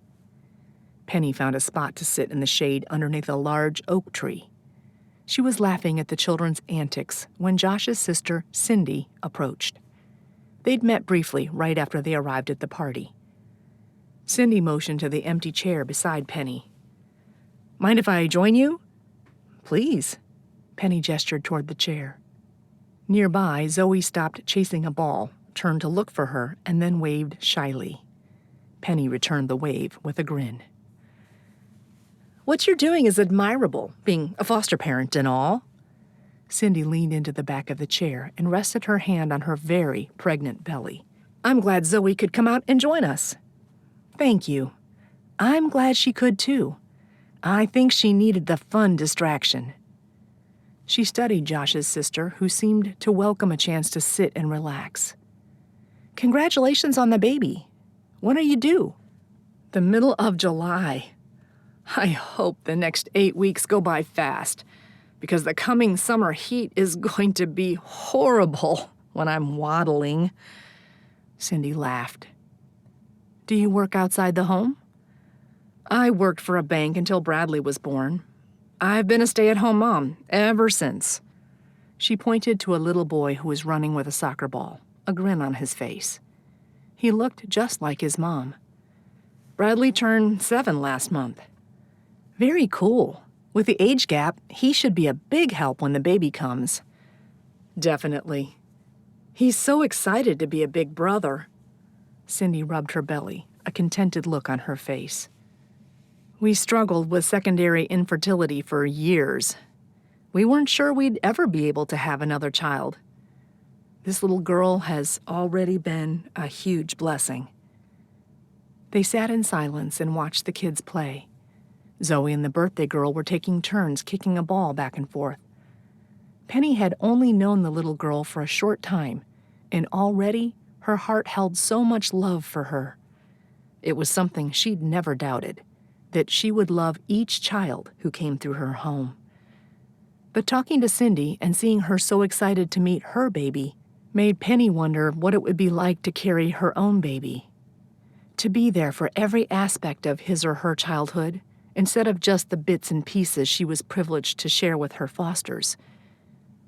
"My brother speaks highly of you." Cindy's statement took Penny by surprise. Her eyes tracked to Josh, who was showing Zoe how to kick a soccer ball with the side of her shoe. He glanced up, made eye contact with Penny, and flashed her a bright smile. Her cheeks warmed. "That's kind of him. Josh is good at what he does. I don't want to know what might have happened to Zoe if he hadn't found her." She smiled back and waved. "She's sure taken to him." Cindy's eyes crinkled patiently. "He doesn't just speak highly of you as a foster parent. And it hasn't only been over the last few days." She said nothing else, but the insinuation was there. Their conversation from the day before replayed in her mind. "My interest in you hasn't changed." Had he told his family that he cared about her? Did they know he had asked her out and that she'd turned him down? She'd originally been nervous to meet everyone, but now she felt even more self-conscious. Cindy must have noticed because she chuckled. "Sorry. You can ask Josh, and he'll tell you I tend to speak my mind. Don't worry. He's had good things to say about you. Mostly." She gave a teasing wink. Penny groaned, which only made Cindy laugh harder as she held her belly. "Whew, I'm telling you, being pregnant this time around has been a bit harder on the body than it was with Bradley. This baby must think my bladder is a trampoline." She sobered a little. "Seriously, though, are you not interested in him because he's a cop?" Wow. Cindy wasn't exaggerating when she said she spoke her mind. This was the last discussion Penny ever expected to have with her or anyone else here. "It's not that. Josh being a cop doesn't bother me. It's a testament to his character and his dedication to helping others. And it's not that I'm not interested." Cindy's right eyebrow rose as the corners of her mouth tugged upward. Penny sighed. "Oh, it's complicated." "Isn't everything, though?" One of Josh's brothers clapped his hands to get all the kids' attention and let them know it was time for cake and ice cream. Penny was never so glad to have a conversation interrupted in her life. Josh probably should have warned Penny that his sister was physically incapable of minding her own business. Oh, Cindy was kind, nurturing, and protective, but she also liked to be in the middle of everything. She knew Josh had feelings for Penny and had for a long while now. He was, quite frankly, surprised that she hadn't tracked Penny down months ago to interrogate her. Maybe she should have been a cop. Now they were sitting next to each other, visiting. What were the odds that Cindy could keep the conversation centered on safe targets? Penny's cheeks turned pink, and her gaze darted in his direction and away again. So, 0 then. Everyone got up and wandered back to the large deck where cake was being served. Josh made sure Zoe got in line and seated at the table next to his niece. Once she was settled, he edged up to Penny. I saw you talking to Cindy.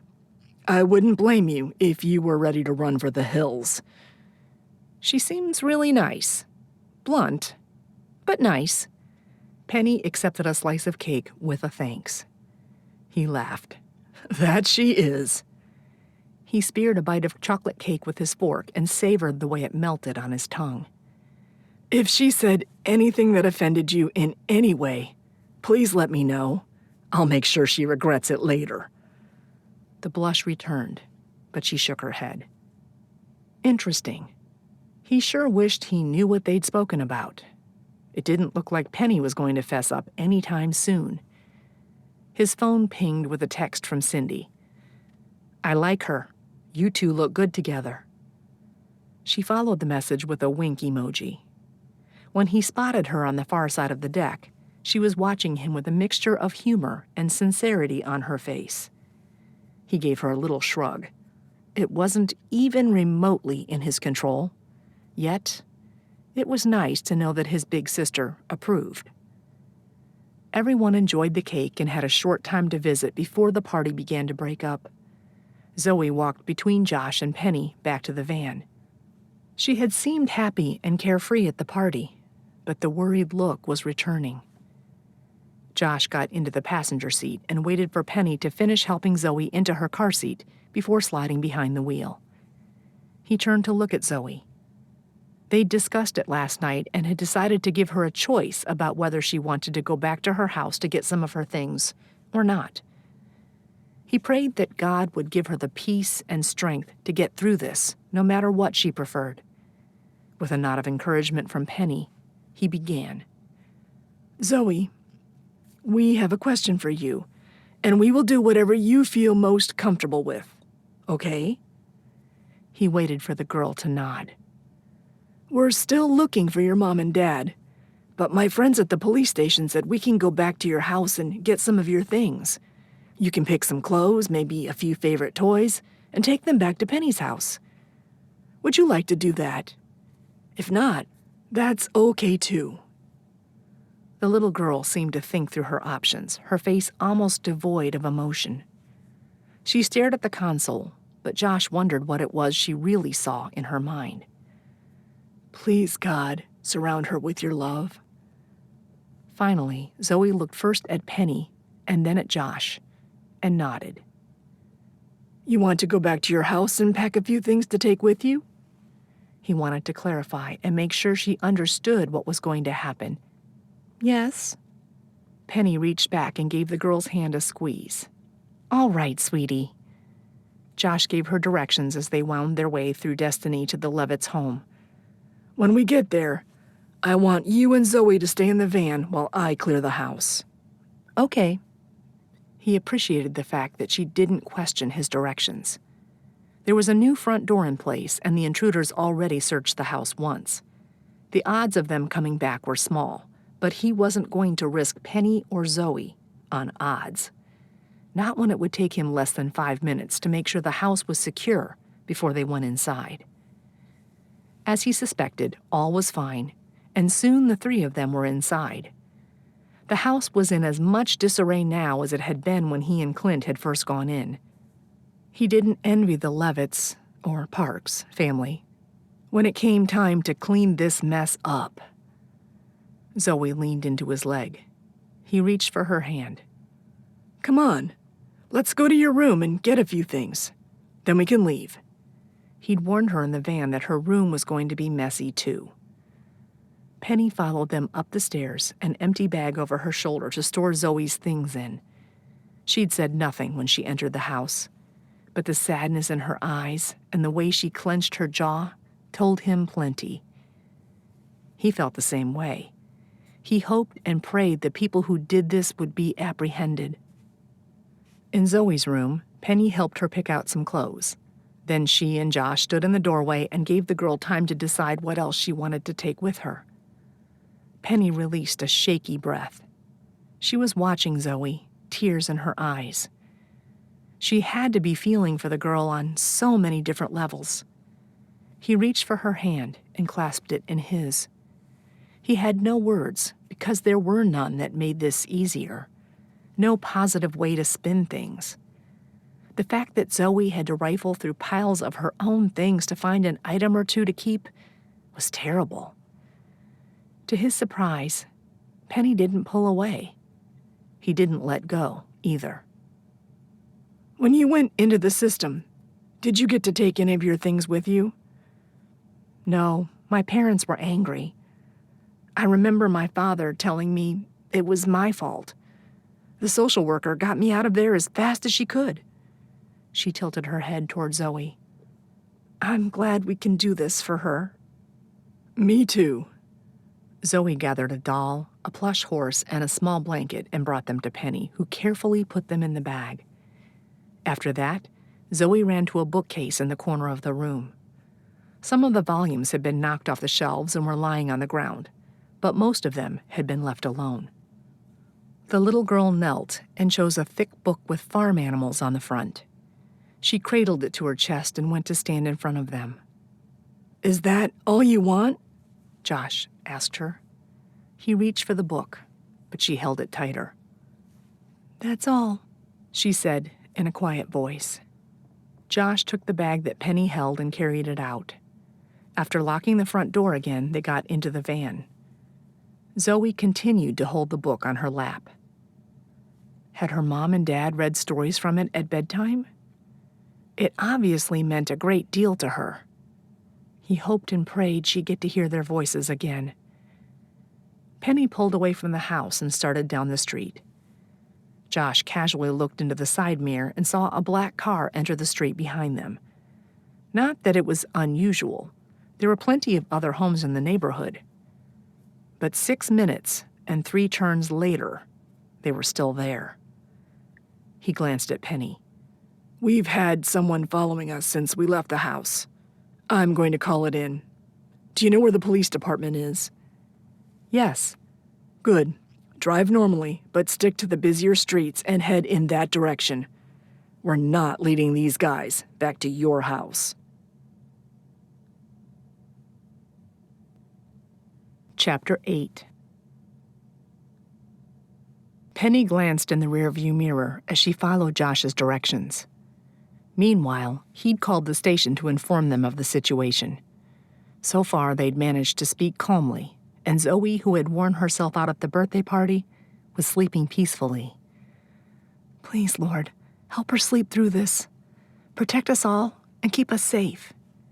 Penny whispered the prayer, but apparently it was loud enough for Josh to hear because he reached over and gave her arm a squeeze. It's a black Toyota Corolla. I can't tell the year or read the license plate from this distance, he reported over the phone. We're headed toward the station now, coming down 7th Street. The light ahead of them turned red. There were no cars between their van and the car pursuing them. Josh, you may be able to catch the license plate. But instead of driving up close behind them, the car turned left off 7th into a parking lot. Penny fought back the nervous energy as she waited for the light to turn green and did everything she could to act normal. Josh reported the car's location. Okay, our light just turned green. He twisted in his seat so he could see the car as they drove away. They're pulling back onto 7th, but they're going in the opposite direction now. She looked in the rearview mirror, and sure enough, they were driving back in the direction they'd just come from. This makes no sense, she muttered. She looked over at Josh. Do you want me to keep going toward the station? He moved the phone away from his ear. Yes. I want to see if they left because they tagged someone else in. With a nod, she kept on course. If anyone else was following them, she couldn't spot the vehicle. Then again, this wasn't exactly her area of expertise. The station came into view ahead on the right. Josh had remained on the phone. We're nearly to the station now. I haven't seen anyone else following us. He checked the rearview mirror again and then settled against the back of his seat. That's a great idea. Yep, let me know. We're going to head back to the house. He hung up. It's okay to head home? It should be. I'll be keeping an eye out the whole way.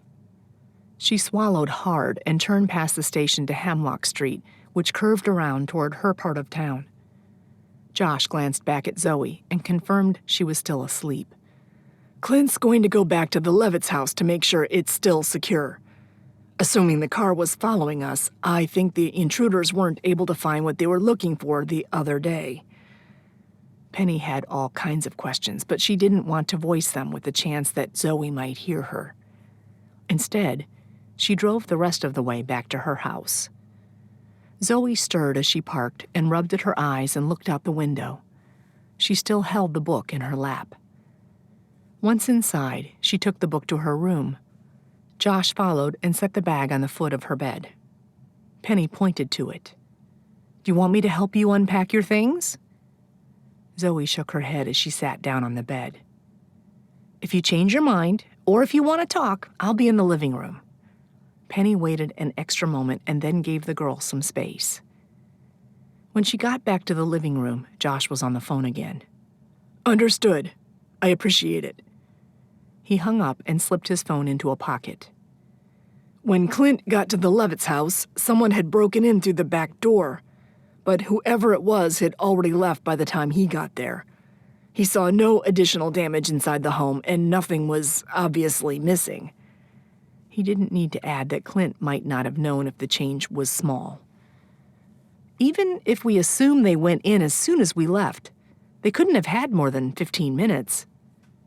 He nodded his agreement. Which means they must have had an idea of what they were looking for. Penny frowned. If the intruders are still in town, maybe Zoe's parents are too. But if whoever broke into the house knew what they were after this time, had they gotten that information from the Levitzes? She tried not to think about what might happen to them if the intruders didn't need them anymore. I know. Josh must have been thinking along the same lines. The chief is going to have extra patrols go by your house throughout tonight as well, just to be on the safe side. Her gaze darted to the hallway leading to Zoe's room. Do you think they know where we're keeping Zoe? He didn't have to say the words. She knew it was possible. Josh stepped forward and put a hand on each of her shoulders.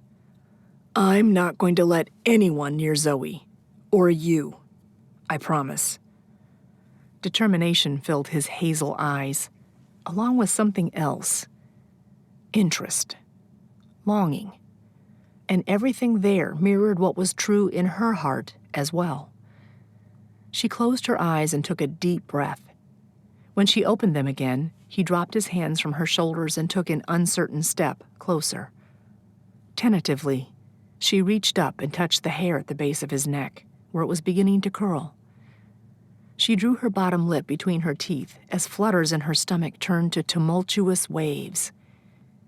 Before Penny could change her mind, Josh gently cupped her face with one hand and brushed his thumb against her skin. Can I kiss you? His whisper sent goosebumps skittering across her arms. Yes. She'd barely gotten the word out before he leaned forward and pressed his lips to hers in a kiss that was as electrifying as it was brief. He studied her face another moment, then kissed her again. This time, he took his time exploring her lips as his arm went around her waist and drew her close. A shuffling sound broke their bubble, and Penny stepped out of his arms to find Zoe watching them, the plush cow in one arm and her horse in the other. How long had she been standing there? Penny's face grew hot. "Hey, kiddo, did you need a snack?" She shook her head. "Can I watch TV?" "Of course. Let's get you set up with a cartoon." Penny took several measured breaths to get her heart back down to a normal rate. She caught Josh's gaze, and the heat there sent it skyrocketing again. Zoe sat on the couch and took care to set up each animal beside her. Penny retrieved a blanket and laid it over the girl's lap as well as her plush friends. "I'm putting on Tailspin for you. I think you'll like it. I'll start dinner here in an hour or so. Then maybe we can play a game." Kissing Penny had far exceeded Josh's expectations. He could still feel her lips against his and would have happily explored them longer had they not been interrupted. He wanted to kick himself. He hadn't even heard Zoe come out of her room. He was there to protect them both, and he needed to stay focused. But the moment he held Penny in his arms, he knew without a doubt that it was right. Did Penny feel the same way? He went to the kitchen and poured himself a glass of cold water, downing it in seconds before getting another. A theme song began in the other room, and a moment later, Penny entered the kitchen. I figured she could watch 2 episodes, then take a break for dinner. She was clearly trying to come up with conversation. Finally, she crossed her arms in front of her. This is complicated, Josh. We're complicated. I know. I'm always going to want to foster children. There's not a doubt in my mind that it's what God wants me to do. I know it's a lot to ask of anyone. She sighed and stuffed her hands into the back pockets of her jeans. A section of her hair fell forward in front of her left eye. It took everything in Josh not to sweep it to the side and deposit it behind her ear. I think we've done a pretty good job as a team over the last couple of days. Yeah, we have. She focused on the floor at their feet. Her gaze shifted to the table and finally back to him again. This isn't just an assignment to me. This is my life, and it's one I've been working toward for a long time. I get that. She didn't look convinced. As much as I'd like to imagine a future with you in it, I need you to think long and hard about whether you can picture yourself doing this every day. Because if you can't, I don't want to risk my heart or waste our time. Josh took a step forward. I'm not taking any of this lightly. I've thought about being with you for over a year, and I get what that would mean. What you're doing for these kids? I respect it, Penny. And I'd like the chance to find my place in this life that you're building. He motioned toward the table. She nodded, and they sat down across from each other. He ran his thumbnail along a narrow scratch on the surface. Being a police officer isn't easy either. There are crazy schedules, late nights, and stressful situations. But, like you, I feel called to law enforcement and can't imagine doing anything else. I want to be able to share my life with someone who can understand what that type of commitment means. It wouldn't be easy to be with him, to hear about a developing situation and wonder if he was in the middle of it. Penny was right. They both needed to protect their hearts. She studied him for several moments. Being a police officer is part of you. You've done a lot of good for Destiny. You saved Zoe's life. I would never want you to change who you are. It was enough to give Josh hope. This was only the beginning of the things they would need to talk through.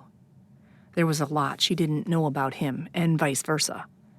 But if there was one thing he was certain of, it was that he'd like to see where things could go from here. Then, maybe complicated isn't so bad. Penny was just about to say something when her phone rang. She took it out of her pocket and answered. Hi, Opal. Yeah, Zoe's doing okay, especially after an emotional day. She motioned toward Zoe, and he nodded, letting her know that he'd watched the little girl while Penny updated Opal. She brushed his arm on the way by and went down the hall to her bedroom. Josh went into the living room and sat on the couch with Zoe. It had been ages since he'd seen this show, but he still remembered the episode. Is this the one where Baloo hits his head and forgets that he's a pilot? Zoe looked at him with wide eyes and nodded. I thought so. It's a good one.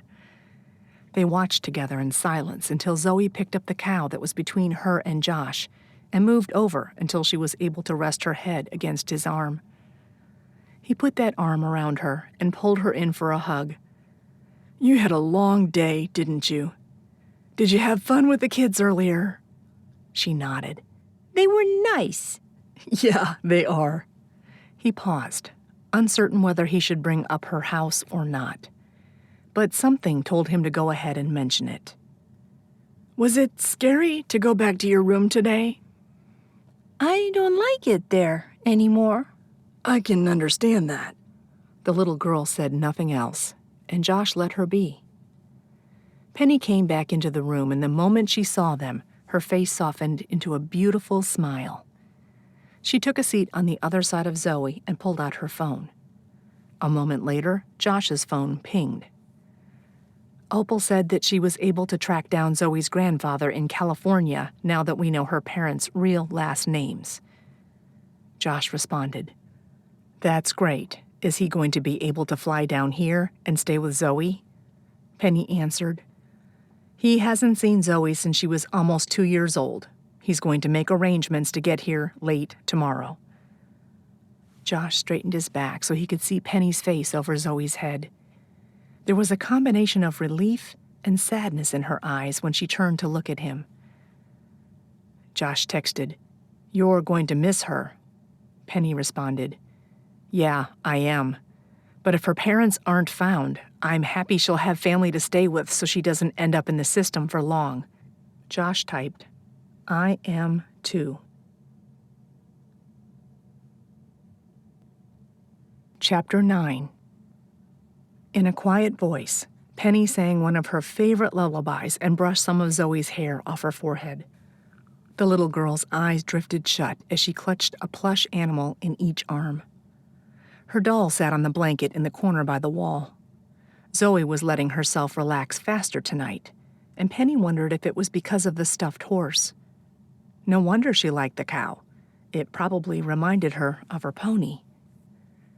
Zoe's breathing evened out. Penny had been kneeling on the floor beside her bed. She began to stand, but her stiff legs protested. She put a hand on the pillow near Zoe's head to keep her balance, and felt something hard beneath it. The book. How was Zoe able to sleep on that? Penny carefully eased it out from beneath the pillow. She was about to set it on the floor by the bed when she realized how light it was. For such a large volume, she'd expected it to be much heavier. She lifted the cover and was shocked to find that the book had been hollowed out. Inside was a stack of papers that had been folded in fourths and shoved into the space. With a last glance at Zoe, she tiptoed out to the living room where she'd left Josh talking on the phone. He glanced up when she entered. "Hey, Clint, Penny just came in. I'm putting you on speaker." As he did so, he explained what they'd been talking about. "Clint interviewed Zoe's grandfather and got some interesting information." "Hi, Penny. So I spoke with Gerald Parks. Apparently, Lee and Karen both work to develop new products at Sunnyside Cosmetics. Gerald said it was like Fort Knox there, with all kinds of security going in and out to ensure that no one stole formulas to sell to competing companies. Both of them had signed confidentiality agreements as well." Penny sat on the couch beside Josh and rested the book on her lap. Did Gerald have any idea why they left? "Lee told them the less he knew, the better. They'd stumbled on a hornet's nest, and the only way to keep everyone safe was to disappear. Gerald said he wasn't sure he'd ever see them again." Josh leaned forward. "So, we're thinking they stole from the cosmetic company. Something valuable enough that it's been worth hunting down for over 2 years now." "I found something that might help." Penny held up the book for Josh to see. Zoe wanted to bring a book from home. Tonight, she fell asleep with it under her pillow. I moved it so she'd sleep more comfortably and discovered that it was way too light. When I opened the cover, I found a compartment inside. She demonstrated for Josh and pulled out the stack of folded paper. Josh took the papers and unfolded them. "We've got some records here, Clint. Looks like a formula, lab studies, a pending patent. Oh, check this out." He shuffled the pages and tapped the one on top. "It looks like the lab studies were anything but encouraging. Cancer and lung damage in nearly a third of the rats that the makeup was tested on. But they were still trying to get it on the market?" Clint sounded incredulous. "It would never happen." Penny shook her head as anger filled her chest. Unless the test results were ignored, unless their greed outweighed the need to keep consumers safe. Josh continued to read through the reports. So we're thinking the Levitzes, or Parks, wanted to blow the whistle, but someone at the company found out they were taking copies of the evidence before they had a chance. And maybe the only remaining copy of the formula, Clint added. Rather than risk something happening to them or their daughter, they decided to buy new identities and start over somewhere else. So, why didn't they take the evidence to the police? Penny couldn't understand their thought process behind it all. If they had all the proof, it seemed like going to the authorities would have been the first thing they'd think to do. They were all silent for several moments. Josh folded the papers again. Maybe it depends on how far up the company ladder the deception goes. It could be they received threats they couldn't ignore. They couldn't go to the police, but their consciences wouldn't allow the product to go on the market either, Penny concluded. So they kept the formula and ran for their lives. Clint shifted something in the background. It all sounds very plausible. Josh continued with the chain of events. The company finally located the family. When they broke into the house the other day, they wanted the formula, which the Levitzes had hidden inside of a children's book and put on the shelf in Zoe's room. Penny nodded. Zoe knew the book was important to them, even if she didn't understand what was in it. I'm guessing her parents had probably told her what to do if bad guys ever came to the house. So she hid until they left, got her dad's cell phone, and called 911. It all made sense to Josh, except for one thing. So why did they go back to the house a second time then? I mean, they'd already searched the place. What made them think they were going to find it this time? Penny leaned into the back of the couch with a heavy sigh. A moment later, she sat up straight. Zoe's parents have no way of knowing that she's safe here with us. What if the kidnappers claimed they found Zoe and they were going to kill her if the Parks didn't turn over the formula? It's not a bad theory, Clint agreed. If that's the case, they would know exactly what they were looking for when they went back. And got there about 20 minutes too late. Penny shuddered at the idea. What if the intruders had shown up while they were still there with Zoe? The possibility was unthinkable. Josh stilled. Clint, they know that after we left the house, the book wasn't there anymore. They know you have the book. Glass shattered in the kitchen, punctuating the temporary silence. Penny jumped. Josh leaped to his feet. We've got company, Clint. I'm gonna need some backup. You've got it, brother. Josh clasped Penny's arm. Quick, take the book and go to Zoe's room. Quickly, lock the door and don't open it for anyone except for me or Clint. Wide-eyed and unable to form words, she nodded and dashed down the hall. Once in Zoe's room, she flipped on the closet light. With a groan, she pushed the small dresser over in front of the bedroom door. Zoe sat up in bed and rubbed her eyes. When she realized Penny had the book, Zoe jumped out of bed. No! Penny knelt to the girl's level. Shh, here's your book, she whispered.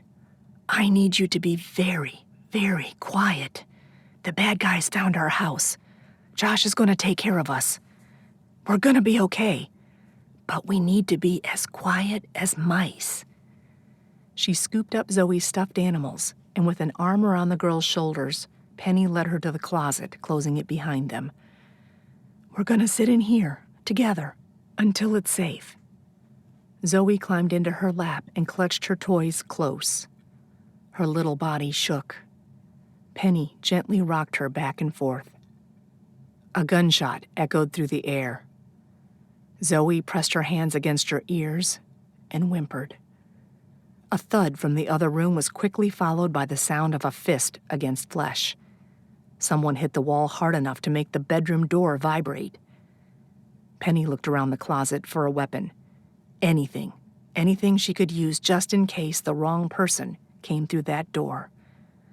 Please, God, help us. Chapter 10. Josh positioned himself just outside the kitchen. There was only one way into the rest of the house, and whoever had broken in had no choice but to go past him. He withdrew his gun and leveled it at the doorway. Police, you need to drop your weapon and come out with your hands behind your head. A man in a ski mask leaned into the living room just far enough to fire a shot in Josh's direction. It flew past him and embedded in a nearby wall. He refused to think about just how close that had come to hitting its mark. Inhale, exhale. Keep the breathing steady. The next time the intruder appeared, Josh didn't hesitate to shoot him in the chest. The gun clattered to the ground beside the fallen body.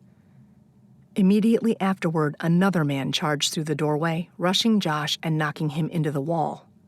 This intruder also wore a ski mask, but there was no missing the anger and hatred in his eyes. The intruder reached for Josh's gun hand and twisted it painfully, causing his gun to drop to the ground at their feet. Where's the book? Josh's only answer was to punch the guy in the face. He might not have been able to see the damage, but the way the intruder grunted and flinched, he had no doubt that he'd connected with his nose. He glanced at the gun not 2 feet away. If he could get to it. The intruder dove toward the gun. Josh rushed in, stepped on the man's hand, and prevented him from reaching it. The man in the mask grabbed Josh's leg and pulled it out from under him. Josh slammed into the ground. He twisted to grab the other man's arm, preventing him from reaching the gun, and gave him another solid punch to the face. The sound of sirens cut through the air. They drew closer, the red and blue lights filtering through the curtains to strobe off the walls. The intruder turned his head in that direction, giving Josh just enough time to land one last punch to the man's jaw, effectively knocking him out. He scooped the gun off the ground and leveled it at the intruder's head. Police! Clint's voice boomed from outside the house. With the gun still trained on the unconscious men on the floor, Josh backed toward the front door and unlocked it. We're clear in here, he said as he pulled it open. Clint strode through, weapon drawn, followed by 3 other officers. He looked Josh over. You good? Yeah, I need to check on Penny and Zoe. Go, we've got this. With a nod, Josh slid his gun back into its holster and ran down the hall. He got to Zoe's room and knocked. Penny, it's Josh. You can unlock the door. The sound of something heavy shifting preceded the door opening. Penny stood in the doorway, a fearful look on her face. She checked him out from the top of his head to his shoes. Are you okay? I'm fine. We've got both intruders in custody. Oh, praise God. Penny stepped into his arms and wrapped her own around his waist. I couldn't tell what was happening. And when I heard the gunshot, her voice caught. I'm glad you're okay. Zoe stepped into the doorway, the book clutched to her chest. Her little chin quivered as she looked up at Josh. He scooped her into his arms and gave her a hug. I'm okay, Munchkin. We're all okay. He put his other arm back around Penny and drew her close. What about my mom and dad? Zoe's little voice was so sad that Josh's heart felt like it would crack in 2. Clint jogged down the hallway and slapped Josh's arm. The guys found the car outside. It has GPS. They're looking into the last few destinations now. Josh tightened his hold on the little girl. Go. If one of those destinations was where they kept Zoe's parents, then maybe Clint could find them and bring them home. He prayed that would be the case. An hour later, Josh held one of Zoe's hands while Penny held the other. They walked across the hospital parking lot toward the main entrance. Clint and the other officers had not only found where the intruders had been staying for the last few days, But it was also where they'd been keeping Lee and Karen Parks. The abandoned warehouse on the other side of town had been the perfect place to hide. Unfortunately, 3 days with no food, very little water, and more than a handful of beatings had left the couple in need of medical attention. But at least they were alive. According to Clint, the first thing they did was ask about Zoe. He'd assured them she'd been well taken care of. Josh would never forget the tears of relief the little girl shed when he told her that her parents were still alive. Now that she was about to see them again, she was practically skipping across the parking lot. Once inside the hospital, they made their way to the elevator.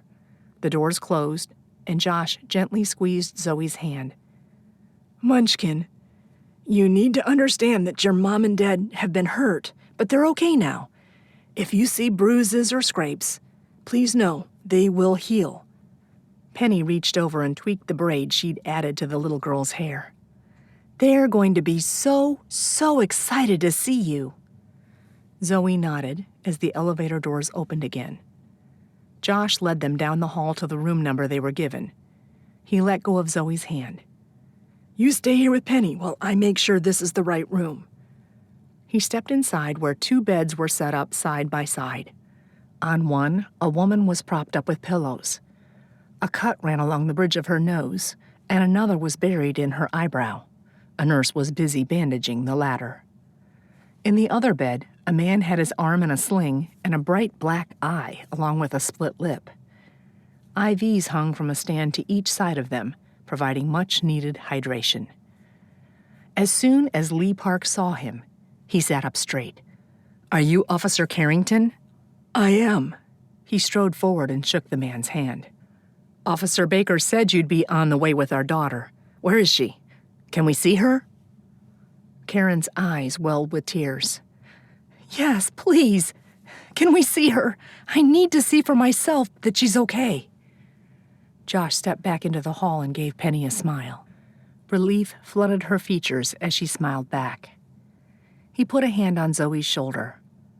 Remember what I said about your parents being hurt. Their wounds will heal, okay? Especially if you help them until they're feeling better. Zoe stood straighter. I will. He and Penny took her into the room, and Zoe wasted no time in running across and climbing into bed with her mom.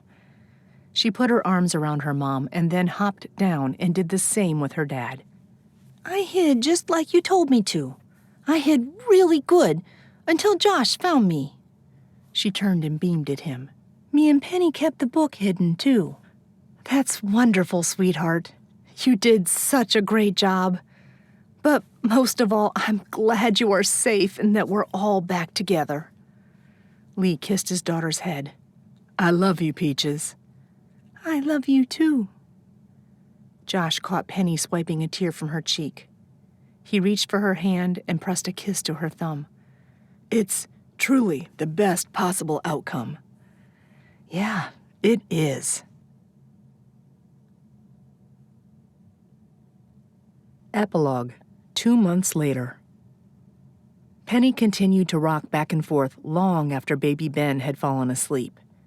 So far, every time she attempted to put him down in the crib, he'd awaken almost immediately. She'd keep rocking him, except her arm was starting to fall asleep. Okay, sweetie, let's see if the 5th time's the charm. She carried him to the little blue bedroom and slowly lowered him into the crib. He gave a pitiful sigh, but to her surprise, he stayed asleep. Thank goodness, she breathed, then covered her mouth. She tiptoed out of the room. She'd barely make it back to the living room before a knock came from the front door.